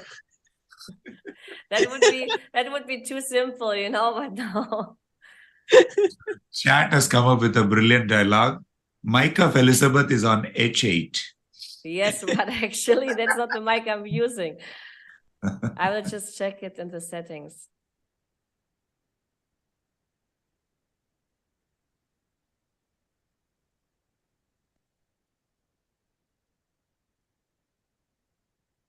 Yes, but I'm choosing the Samsung microphone. I'm using the right one actually. Not sure. But maybe now I will change it again. Is it now better? Yeah, it's better now. I will just want to anyway check something quickly with the settings. So again, it's like going down, so it's not constant. Did you see that Nihal has more time than anyone in this match? Leave alone Really? it is. He has more time than Dubov. So is it good news or bad news? It's complicated, I would say. Good for the game, bad for the jinx, yeah? Yeah, but I'm pretty sure he'll burn his time soon. Now he's thinking, for example. See, let us say if I just apply pressure with something like Rook A7, Bishop H3 and all that, I think White is doing very comfortable here. There is a certain crack in the Black's position, which I don't like about Black here. Also, you could include H4, H5 ideas, because for Black, like, it's not easy to play, at least.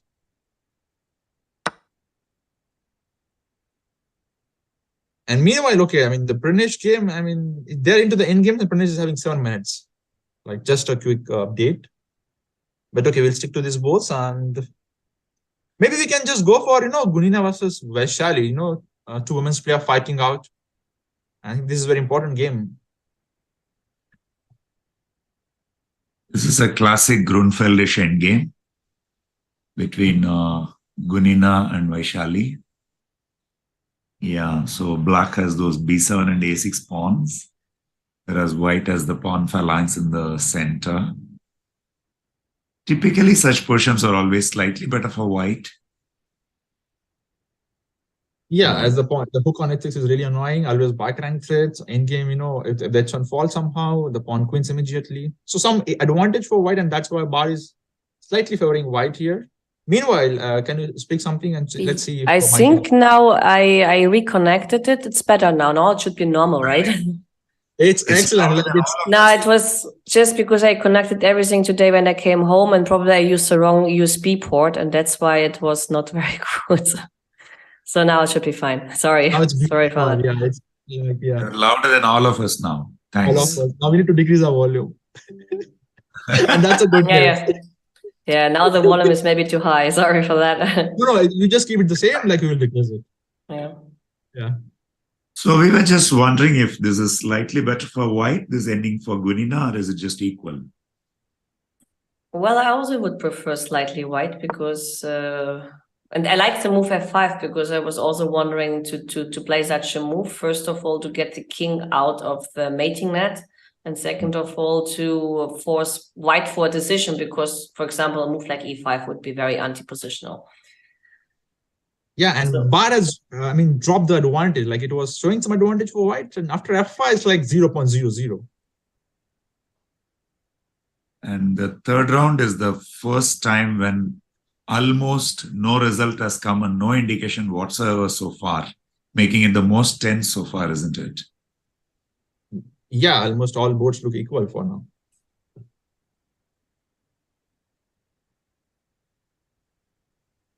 But it's in any case very good that we are in the lead already. Feels at Yeah. least much better. Yeah, definitely. The pressure is on the Russian team, and they're looking forward to, get at least a match victory, if not by big margin. They're at least looking for a 2.5, I'm pretty sure. But looking at the current situation, yeah, I think the pressure is on Gunina. Clearly, we can see that Vaishali is coming into this game beating Dubov. Well, Gunina has scored only half a point, if I'm not wrong. Or she has not scored at all. Picking up in the Nihal Dubov game, maybe we can go for that. Niranjan. Many decisions in the center. Nihal Dubov game, and Nihal is okay. Nowhere it's familiar territory. Nihal is less on time again. Yeah, as I said, like he'll burn time very soon, and we will have typical Nihal's position. So I wanted to ask, what's your take on this?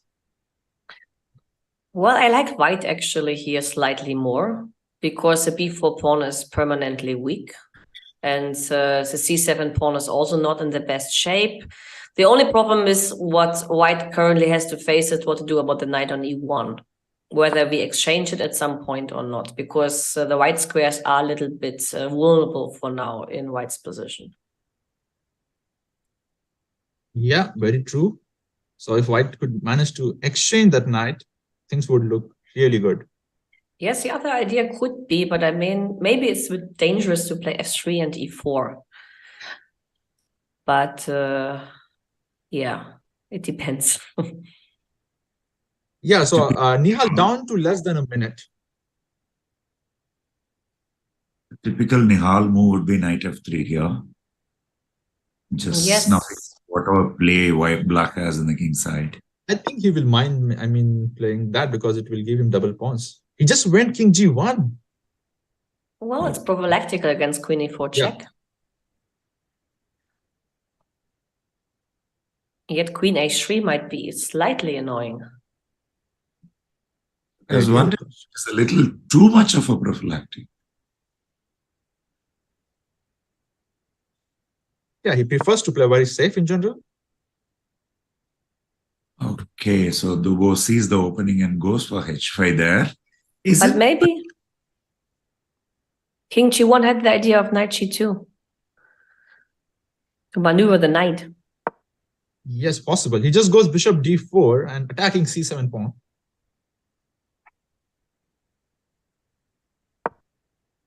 And there's no good way, in which, black can defend it. Because something like rook e7, rook c5, he goes h4, putting pressure on Nihal to decide to take or not. Grab the pawn. Grab the pawn. Come on, grab the pawn. He went queen c2. He just want to get rid of the queens and the tension. 8 seconds for Nihal, 45 seconds for Dubov. The latest issue of New in Chess, there is this quote by, I think, Vladimir Hort. It is better to have a minus position with a pawn up rather than equal pawns. So just grab c7. Come on. Queen g4. 5 seconds. He took the knight, and he just wants to go knight f3. And if bishop d6, there's rook d4 coming in. So Dubov needs to... But dangerous here. B3 for black. B3, I think he's just gonna play queen d2. No, queen d2. Just bishop f6, and aren't you in a lot of trouble here? Yeah, looks like, because there's 3 seconds for Nihal. Yes, B2 and E2 are weak. Took on c7, he's following your words. No, rook d8, and this is just lost, I think. Take and rook d8, isn't this? Everything and take e2, and white is just lost. Yeah, b2 falls. Yes, and this is a very important pawn. Meanwhile, one game has drawn.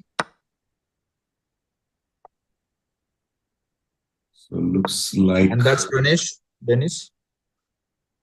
Nihal trying to defend it, and he managed to get b3 pawn. Really? So Yes. now actually he will save, I think.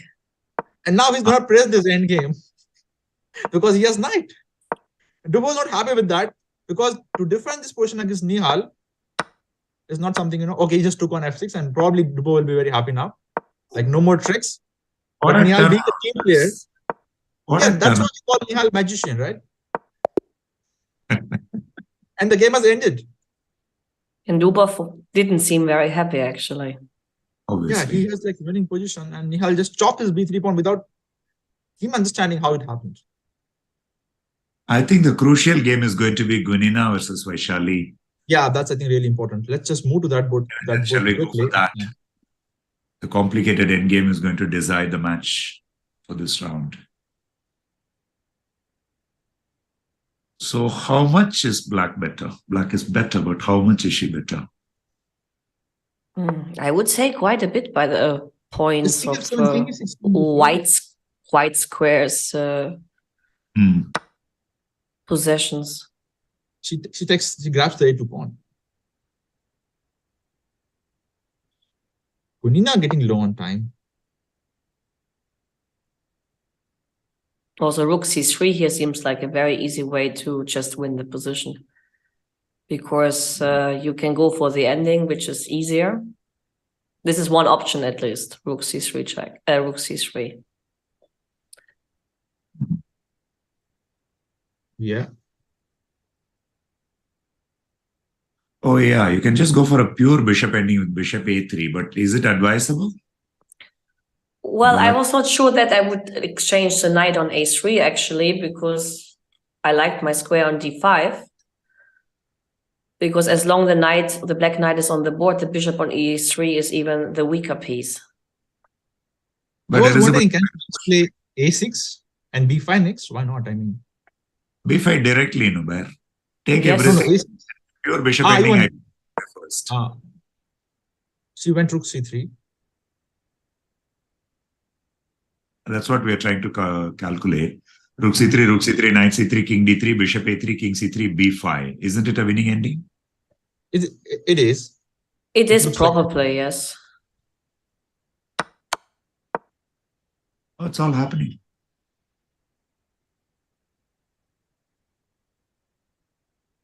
Do you have any tricks there after d5? As long as you cannot get d6, I don't think any problem. And the king is in the square, so Okay. I don't see any Now problems. king c4, I don't like that. King c4, a6, king d5. That's, she's allowing That's king a bit d5. annoying. Why? Well, I can still play She just king wants to play bishop c5 and try to win that king pawn in game.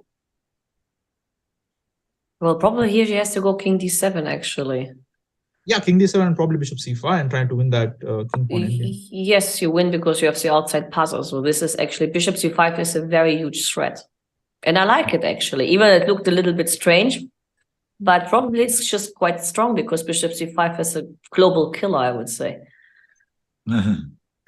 Probably this is the moment Gunina realized that bishop c5 is coming, and that's why she's taking so much time suddenly.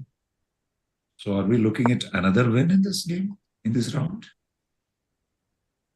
Looks like Very good chances. Also, like, she doesn't need to go bishop c5 immediately because she obviously aims for h6 pawn instead. Yes, and she gets at 6 pawn. I mean, this looks clearly winning. Bishop e5, and now at least he can play bishop f8 and bishop c5. Okay, she's going like this. probably bishop f2 and just push b5 if she takes. Yes, the pawn is running quite quickly. And after king c4, she can play bishop g3 e1. Yes, first. exactly. This is a very important resource to have. That's well spotted, Nubar. Yeah. But now anyway, she has bishop g3 and king d6, isn't it? h5 is also cool. Yeah, now you got two positions. So black is Now winning. bishop g3 and then h4, Oh. h3, h2, yeah. That's a But very the smooth game win. has ended in a draw already, which means if Vaishali wins this game, we are winning this round also, and almost the match is over. Yeah, it's a win, of course. So we win. We are going to win this match 2.5, 1.5. She's an upper piece and probably some moves, and she'll resign now. So the Yeah, she previous, resigned. yeah, Wow. great. Vaishali is going great guns. Yeah. Yes, I'm really happy actually that we agreed that Vaishali is playing today, because I don't think that I would have topped that. And we are just half a point away from reaching quarterfinals of Pro Chess League 2023. Nubar, aren't we 1 point away? We need to score 8.5, isn't it? Yeah, so didn't we score 8? Like, okay, wait. Yeah, we are one point away. I'm sorry. Yeah, it's okay. I just got so excited. Oh, we didn't realize that.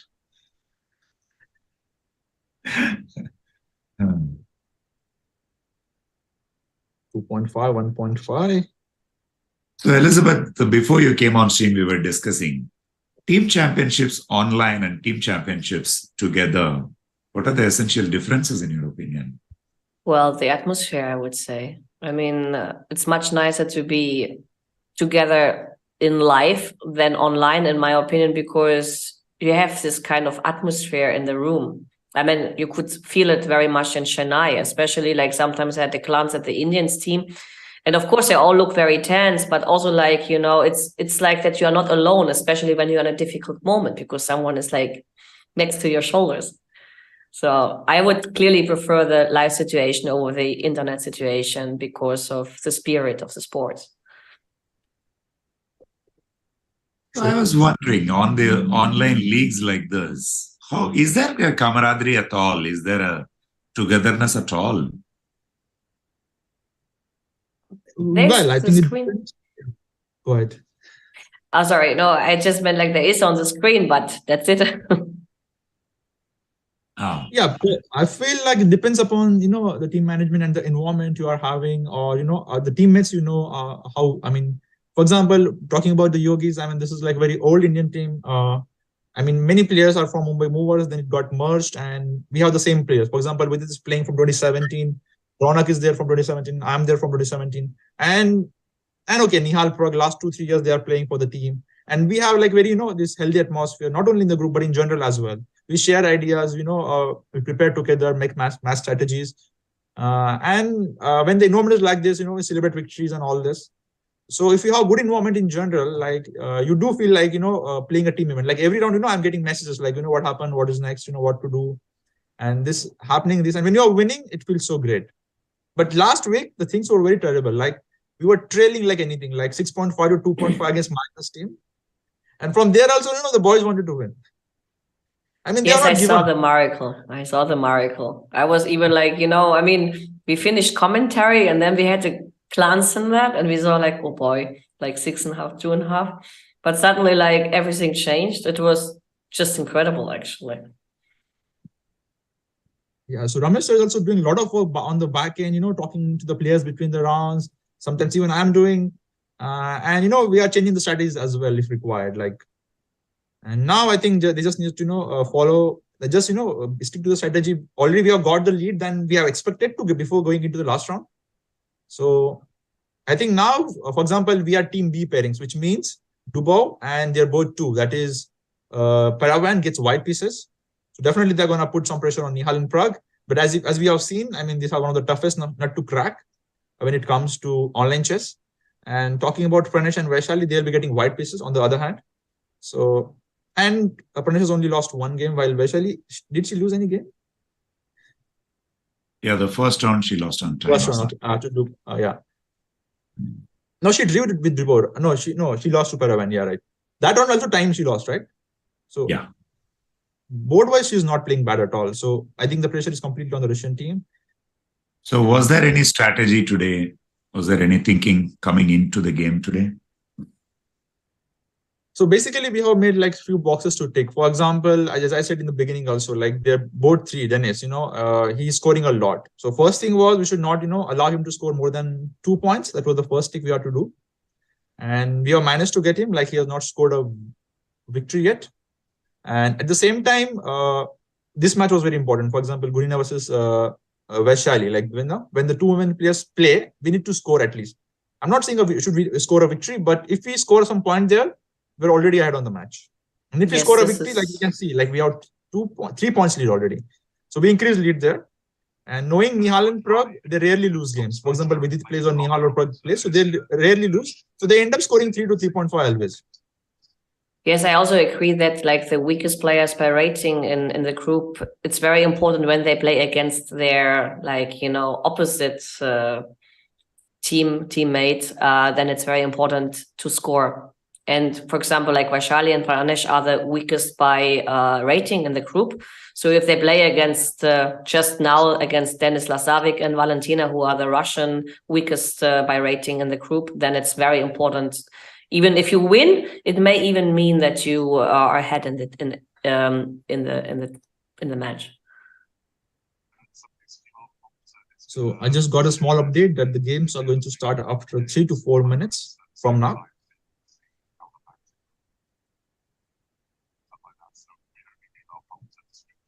So is there already like dates for the finals, or they are still discussing that? Yeah, for now they have, as like they wanted to change the dates from 31st March from like the quarterfinal dates due to Grand Prix event. They decided to keep for during the playoff, the semifinals and finals. That was like from 8th May to 12th of May. So they just said that they will have, as they're not having live finals this year, that's the latest update, they said, they will have quarterfinals on the 8th of May. Okay. As of now, the quarterfinals on 8th of May and then semis and finals on last 2 days. Okay.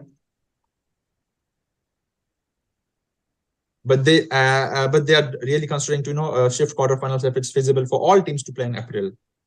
Though it's not official yet. They are working on it. They have sent us a form to fill and see if it works for everyone. They'll keep it. Otherwise, they'll just go as per the schedule as they have scheduled the finals. So from 8th to 12th of May. No, I'm just afraid that they cannot actually like accommodate everybody.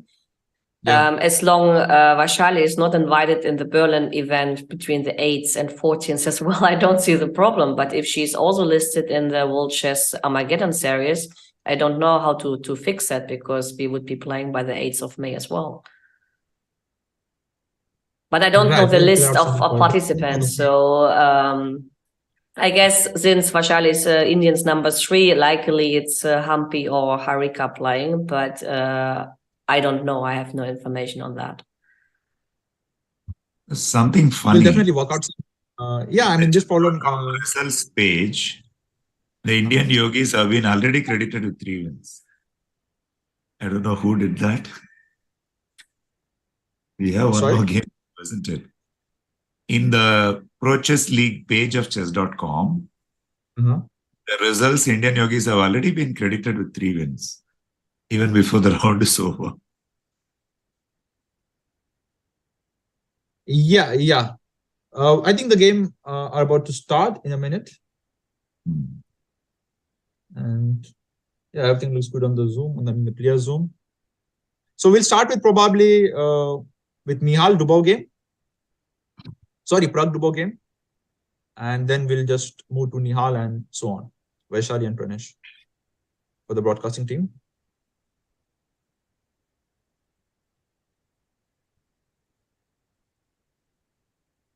And yes, as you were saying, like, these matches between board 3 and board 4 are really important, because probably there is where the match gets decided. For example, in round 3 and round 4s, they play against each other. Like board 3 plays board 4, 4 plays 4.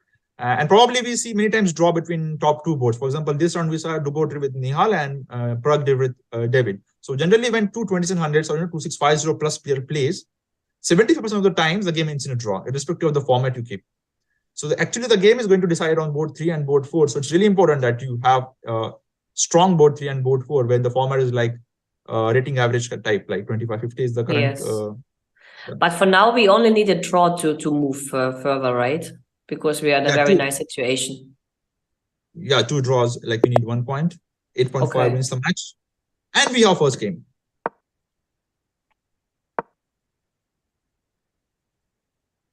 I think he's going to play Nimzo. Yeah, yes, I would have been surprised by a different choice. What Dubov will play? That is, I think, a better question. Yeah, that's a different question. But okay, I just saw Pragg playing in Düsseldorf, so I have some ideas what his usual lines are. Actually, I had same game in this line against Pragg. Like I played the same setup against him. This GT Rubinstein, and he just thrashed me. Yeah, he will just play A5, knight A6, C6, knight C7, knight E6. This is quite common, actually. Yeah. And for black, it's fairly easy. You have a lot of moves to do, like bishop f8, g6, bishop g7, if you feel like. And white needs to prepare somehow f3, e4, but has to be very cautious, because usually once f3 is played, then the move c5 makes more sense. So white needs to prepare it slowly. But yes, for black, the next moves are easy. Yeah, even h5, h4 is just, by hand he can make.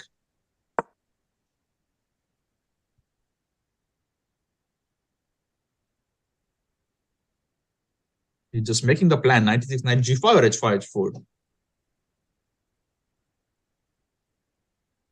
Well, I would say he will not go for h5. He will keep it more solid, knowing Pragg a bit, but I may be wrong. He's thinking it. I think it's a good choice by Dubov for this game, isn't it? The best way to keep the maximum tension for the longest duration, keep a very solid setup. I like his choice of the opening for the last game. I believe in Pragg like this setup. Yes, I think it's like he's a very strong positional technical player. At least that's what I had the impression in Düsseldorf that he was, especially in technical positional positions, very, very strong and mature. He also underlined it in his victory against Ding Liren. And he had another great victory, I think, with Pragg even in Düsseldorf, but I don't remember against whom it was. But there was one game he really impressively outplayed someone strong. Yeah, he's just going knight e6, knight g5. Was f3 can always be met with c5. Yes, after f3, usually, like once the e3 is a little bit shaky, then the move c5 makes more sense, as the isolated pawn is not that bad in regards that the e3 pawn is weak. Also, nice ideas could be b6 and bishop a6 at some point. I think he just goes b5. But now e4. Well, this curious game, I wonder what is Pranesh going to do, because, if he plays, he's going to do his usual style and go for something daredevil, or not much at stake. So is he going to take it solid? I think that's very curious for this game.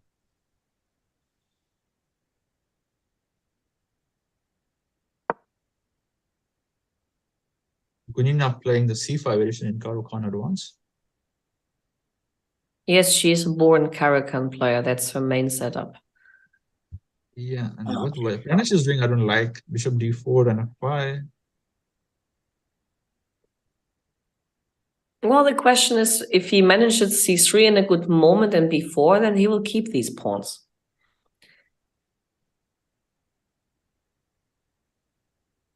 Yeah. But queen a5 check would, for example, like force knight to c3. Yeah, then you just play knight f5. Yeah, and then knight f5 at some point. So it's yes, it's very interesting to see whether he can keep the control of the center. And if he can, then he's better. If not, he will have problems. Yeah, like playing Caro-Kann so much in my life, and the c5 special version, I don't like this from white, to be very honest. You don't And like to play it with white? Yeah, I like this more from black. Like, but you know, there's a very easy line. You just take on c5 and you play a3. And then you play like with bishop d3, knight f3 and stuff. Yeah. Yeah, I know that line. But in Pro Chess League only, like I have victory over even Alexander Kirill in that. So, like I have very good score. Like, but okay, usually against the Caro-Kann, you don't have to go for e5. The moment you go for e5, you go for like some very difficult structural positions. It's much easier if you don't want to burn the board to play knight c3 and play something very boring positional. yeah, but okay, let's talk about Caro-Kann some other day, and let's talk about the position. And this time, Pranesh has 2 minutes extra in his clock, which is very curious. I mean, what he just plays fast. I mean, knowing him, like, you know, we had similar ratings. We have played so many events recently, and he's always next to my board. And whatever happens, he just plays fast, like irrespective of opening, theory, opponent. But maybe he's still in his book. Could it be? Because, okay, I don't know this line. I'm out here, but what if he's still in the book? I'm pretty sure he must have prepared this against me. Like 2 months back, we played in the Commonwealth Championship. And he might have expected Caro-Kann, but I did not play that day Caro-Kann. But he must have prepared that, and he's using this now. I'm pretty sure. Because, like, I have made video on the C5 for ChessBus. And, like, I have so many games in this. So I'm pretty sure that he's using those ideas. Throughout the match today, throughout the games today, Pranesh has played very fast. So looks like opening preparation is generally, it seems to be, is doing quite well there. At least he did today. Yeah, talking about the practice, yeah, I mean, he has not played for last 2 weeks because he did not get chance. But, you know, he's practicing a lot. And he has played a lot of training games. So, and that we can clearly see, I mean, in his games. Also, I think he looks quite satisfied. Yeah, he's happy she's not playing. Yeah, maybe this is the reason. But I mean, I think she's doing the right thing. I mean, this is a very important and crucial moment, because if you make one wrong move here, white it just gets very good position for white. Like the next move is very crucial. You include queen f5, you play knight c6 or knight f5. Like, it's very crucial. So what would you play here? I think my move would be queen a5 just by intuition. I was thinking knight c6 here, actually. Again, knight c6. Yeah. I think the board is, he has already played knight f5 and c3 has happened. Yeah, before. But now it looks more and more like that white is managing what he wanted to manage. At least that's my impression. Yeah, now it's very good for white. Like, I have a feeling b4 was not correct. What happens to a6? Yeah, she played it. But is it so bad? Even like bishop d3 looks very interesting here, because if you take on e5, I take on f5 and queen e2, and it's almost over. And if you take on d4, I take back and I have a solid pawn up. And okay, maybe with b6. By the way, what are you going to do if he just plays bishop a4? I mean, what next? Bishop a4 is also like super valid. I mean, there are options. Why to change things? Bishop a6, a5, let's say a5. If I can I just go? Even a3 I can go, no? A3, yeah. They just no need to play b5. And where? Knight d4. Just play a3. And A3. then queen. He played queen a4. Oh, that's a move I would have never even considered, because. No, but what was the problem with like bishop a4, a5, a3? I did not get. Bishop a4, a5, a3, knight d4. How do you take? Knight d4. Okay, just cd4. Just play bishop e7 and castles. Look at your pieces. Are you okay? Yeah, but knight f3 castle, I play knight c3 next. Yeah, knight b5 is also coming. I think white should be better. Yeah, because like playing the structure for so many years, like if he gets this bishop on d4 and you cannot hit on b4 or d4 immediately, you just remain pawn down. No, I saw a concrete problem there. Knight d4, queen d4, bishop e7, knight f3, castles, castles. Now what do you do for... 94, I'm playing cd4. We wanted to take with the pawn, actually, yeah. Yeah, just maintain the structure. Yeah, I mean, just improve the structure. No, but then AB. Yeah. Yes. Now bishop takes d7 is a threat. And if you play b5, cb6, and again bishop d7, so it's not working. Yes. Oh, then you're fine there, isn't it? Yeah, that's why it's including queen f5, or as you said, like knight c6 is important. But now he has played queen f4, which definitely gives some chances to black. Okay, probably rook b8 here, no? Just to ask the question about the bishop. Yeah, that's what I wanted to say. Like, if you get the bishop, black has compensation. If you don't get the light square bishop, okay, I mean, white is just winning. If I By the way, there might be some tactical trick here. If I take on d4, you take back with the pawn, right? And I take on b5, you take on a8. And Yeah. no, I thought like I have knight b6, but then you don't have to take, actually. No, it doesn't work. Yeah, just queen f5. Yeah. Cold-blooded queen b8 instead of everything. I mean, you are down a pawn. But yeah, maybe it's necessary because you need to give some threat to collect the bishop. Yeah, queen b8, actually, I like. It looks very natural. I mean, natural in terms of solving the problems and keep the pressure, and also keep the rook on a8. Yeah, I felt she will go either f6 or g5. She went g5. Like, she's very attacking player in general, right? Yes, she's super attacking player. So if you exchange against her the queens, it's a very good thing. Maybe you could have said this to Pranesh. But maybe he's also a very attacking player, so he doesn't care, you know? Yeah. You know, we sometimes joked when we played in the Rapid World and Blitz Championships and playing Gunina, like the biggest joke is like, okay, playing Gunina means like just take your bishops and exchange them with the knights and you won't have problems. Because Pragg started out playing Dubov. So let's just go to that board.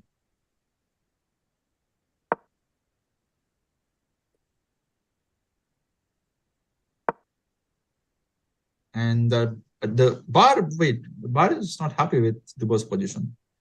Yes, because black seems very fine, has more space, and the bishop on c1 is weak. Exactly, and now the b3 is threatened. So can he play b3 just himself? Either this or he takes on c5 first. I think these are the options.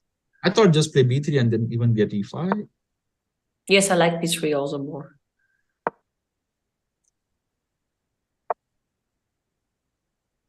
Maybe he can even just take the pawn, right? Takes bishop c5, dc5, queen c5.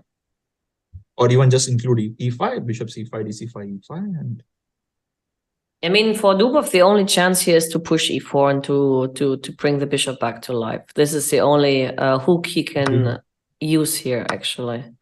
Guys, instead of bishop c5, there was a nice trick with knight d7 there. tapping the queen. Cute, yeah? Yeah, could have just ended the game because then you don't, I mean, you are not giving any counterplay to black. Sorry, white.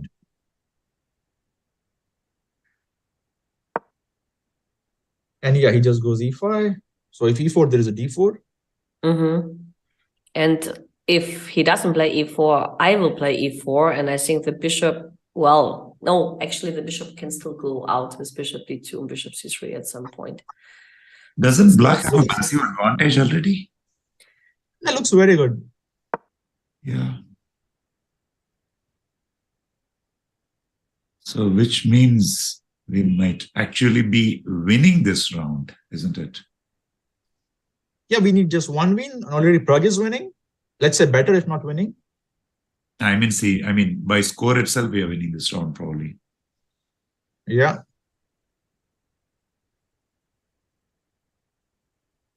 I mean, Pranesh must be better, at least from what we saw, and Pragg is already better. What I can see on his board is, okay, he has he gave the light square bishop, so I'm not really sure. But let's stick to this board. I mean, what Dubov is going to play next? I mean, sorry, what Pragg is going to play next?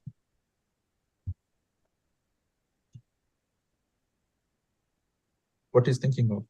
Well, can I take on c5 or is bishop f1 the problem? I think you don't want to give any counterplay to his opponent, and that's what he's thinking, like queen c5, bishop f1. I think he's just enjoying his position, the way he is rocking in the chair. Yeah, I mean, he plays such positions very well. Like, it suits to his style. You mean pawn up positions? No. This Rubinstein setup against Nemzo. I'm just kidding. Yeah. Yeah. I mean, never go Rubinstein against Pragg. That's what I would say to his opponents. That is a sound pawn up, simply. Yeah. And he has 1 minute, more than 1 minute ahead on the clock as well. But how you make winning plan in this from black?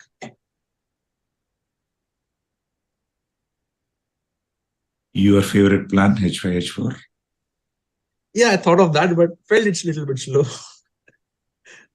And definitely Pragg will choose the better plan. Maybe just to try to conquer the A file with rook a2. Uh-huh. That way. Yeah. But takes b3 is the problem, right? Yes, and not now, but actually like conquering the A file and rook a7 would do the same. Yeah. Actually. He heard you. Maybe.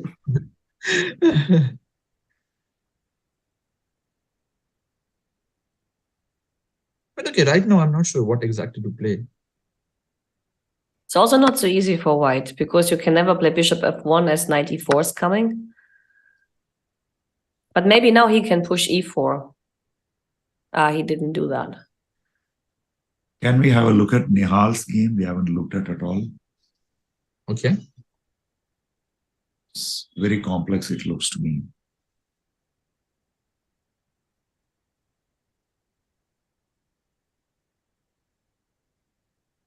So Paravyan is down to 2 minutes, which 1 minute, 1 minute 20 seconds. Which is good news for you. Yes, and black looks very fine. Oh, Nihal's opponent is down to 2 minutes. I'm sorry. Nihal is fine. A lot of time. Yes. So now he's going to burn some time. And I think black might even be preferable here because the bishop on d1 is very weak for now, at least. Also, white has double pawns. Yes. Also, like rook b8, rook a8 could be a way to get back the control of the a file if that is needed. So what team Yogis need to do today is get the a file and get rook to a2, and we win the match. Something like that. But I think actually it looks to me it would be like out of the world if there would not be at least 1 point coming. But it looks even like that we are winning this match as well. Yeah. Nihal is literally burning time. Straight draw here with knight d3, rook e2, knight f4, isn't it? Yeah, even that you can do. Maybe he was considering. He didn't do that. I don't think it's in the style of your players to make a draw actually when they are better. Wait a sec. He went b4, c4, and now knight g3.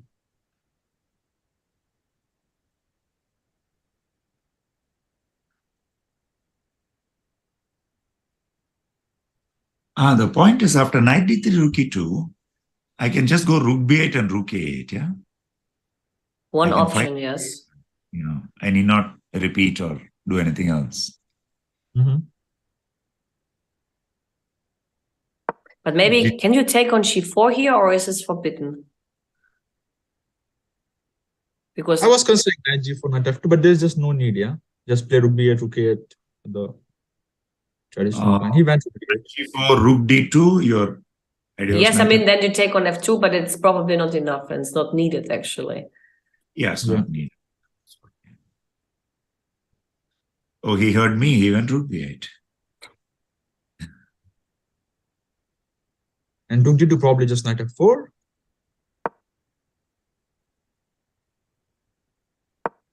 Rook b8 is such a cool move in such a situation in the match, isn't it? I have all the time in the world. I'm going for the b file. Maybe you could have done without playing this b4, including this b4, c4, because this gives some chances to get bishop a4, and you know the bishop has life now. Look, he's going rook a4, and Now it's not that pleasant that it was some time ago. Actually, Pranesh is in trouble, it seems. Yeah, as I said, once the light square bishop goes, it's not easy for white to play.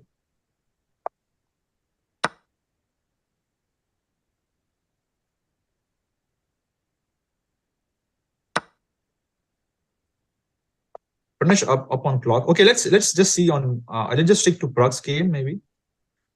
I think probably he'll get us the first point of this match. And the point which is needed to get. Yeah, the only point we needed to reach playoffs.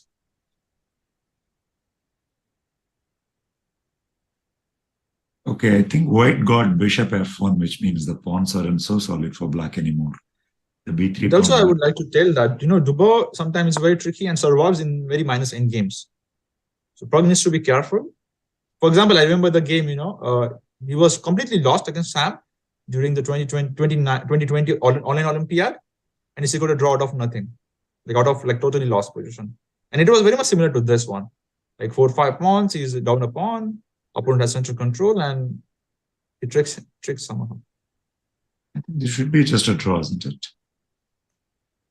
But even the draw is not bad, because looking at the other positions, also Vaishali seems to be much better.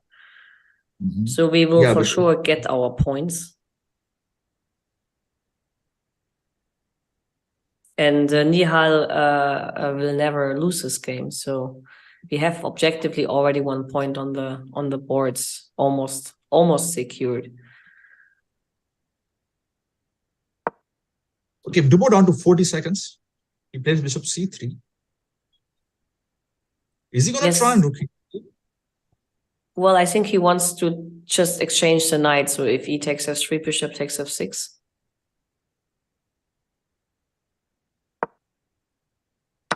Okay. d4, what a move. I think this match is going to be slightly longer than what we expected some time ago.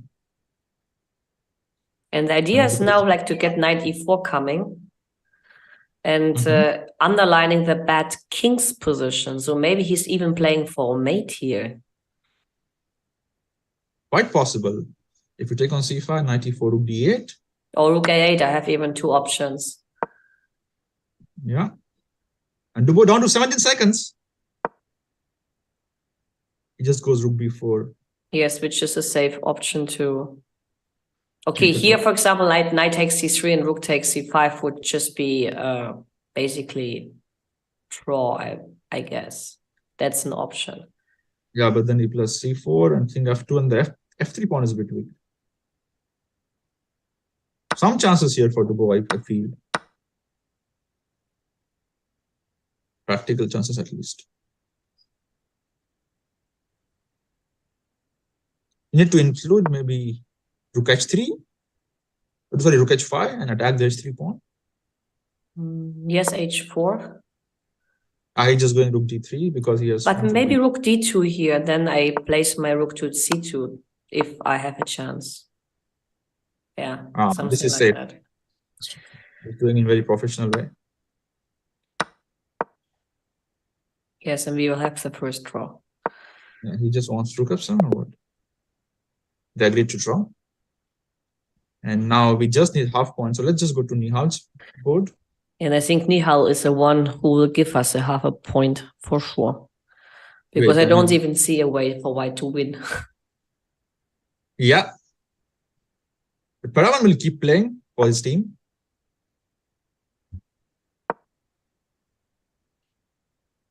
So Yogi is just half point away from reaching the playoffs. And now the rooks are traded. And Nihal is just forcing a draw. And we have a draw and we have reached the quarterfinals of Approaches Late 2023. First team to do so far. Congratulations, everyone. Very good.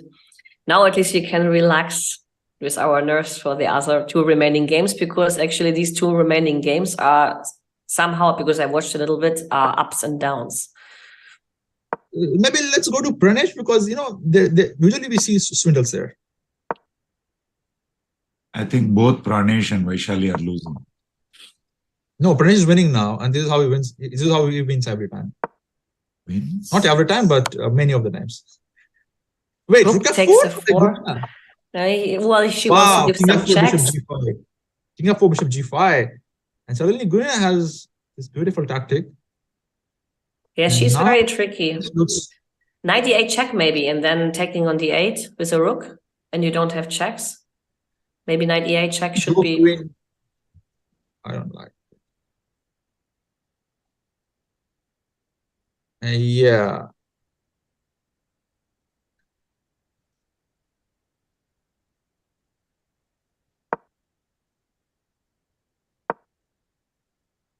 Okay, so Vaishali has lost. And Pranesh is still trying to trick. I don't know who's going to checkmate home. That's a good question, actually. Rook h3, king g5. And you have rook g3. Again, you have to move the king because rook g4 loses. Mm-hmm. Will it draw? He'll think for sure.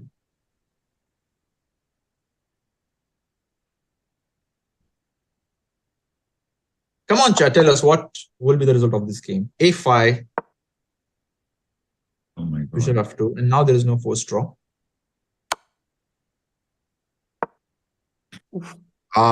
This doesn't look good.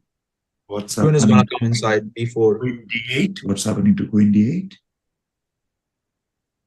Maybe just g5. Queen d2 is not working. It doesn't look good in time pressure. I have a trick. Queen d8, g5, knight d6. Oh, no, it's not. No, I'm sorry. Knight c7 forcing the exchange of queens. No, queen h8. h8. It's not made, but it's almost made. No, queen h8. No, it's Queen not H8. made. It's not made. King g5, and that's what, like, now it's difficult And for white Queen to make d8 a move. check. Knight d6 blundered. Wow. Rook h4, knight f4, at least you can do. Queen d1 is finished, I think. Queen d1 is also checkmate. Queen d1, king f5 is there, by the way. F5. And knight g7. Wait, what is doing?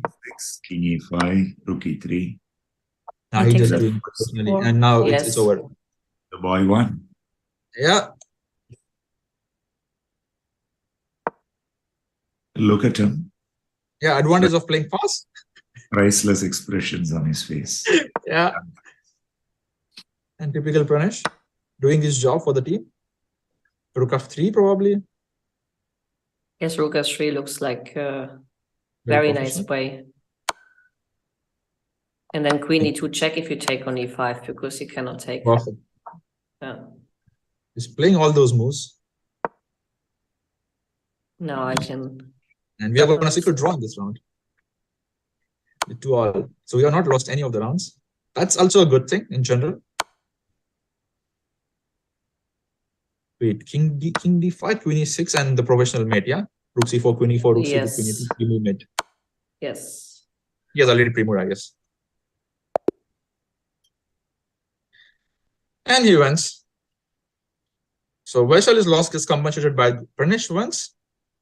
And we have 2 draws on top 2 boards, which means we have won this match 9.5, 6.5, just like the previous match we won against Canada Chess Plus.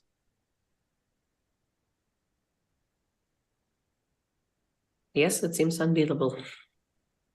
Yeah, and this was very smooth, yeah, with it playing. This match went a lot easier than against Magnus' team, for sure. Like today we changed 3 players for a change, you know, and still we are winning one-sidedly, more or less. I mean, just fantastic The guy who performance. showed the most resourcefulness was Pragg today. I'm sorry, Nihal today. I think it was one of the main reasons we won. And of course, Pragg played extremely solid today. Yes, but actually you have probably the strongest woman in the entire league by points. And that makes, to say the least, a huge difference, actually. And maybe she's also a contender for the most valuable player of the league. Mm-hmm. So things looking good. And the update I wanted to give you is, so in the next week, that is week 4, we are not going to play as we have directly qualified for the playoffs, which is likely to happen in May. And week 5 also we don't need to play because only teams with 2 wins goes into week 5. And as we already have 3 wins, So we are going to directly meet you guys on 24th of May, which is going to be a fun event. Let me tell you more about it. It's called Arena Royal, and team, not only 4 players, but all 10 players can fight in 2.5-hour arena, 3-0 blitz games. And whoever wins the maximum games, or let's say the top 4 finisher of the team, they count the number of points and they get 1 to 3 rankings. So it's all about fun event. It's a part of a Pro Chess League main event, but it's not part of this week wins, which will be included in your playoffs. So it's total fun event. So guys, we are going to meet you next on 24th of May. I think the timing is half an hour slightly late. That is 8 AM Pacific time, which is 9:30 Indian time approx.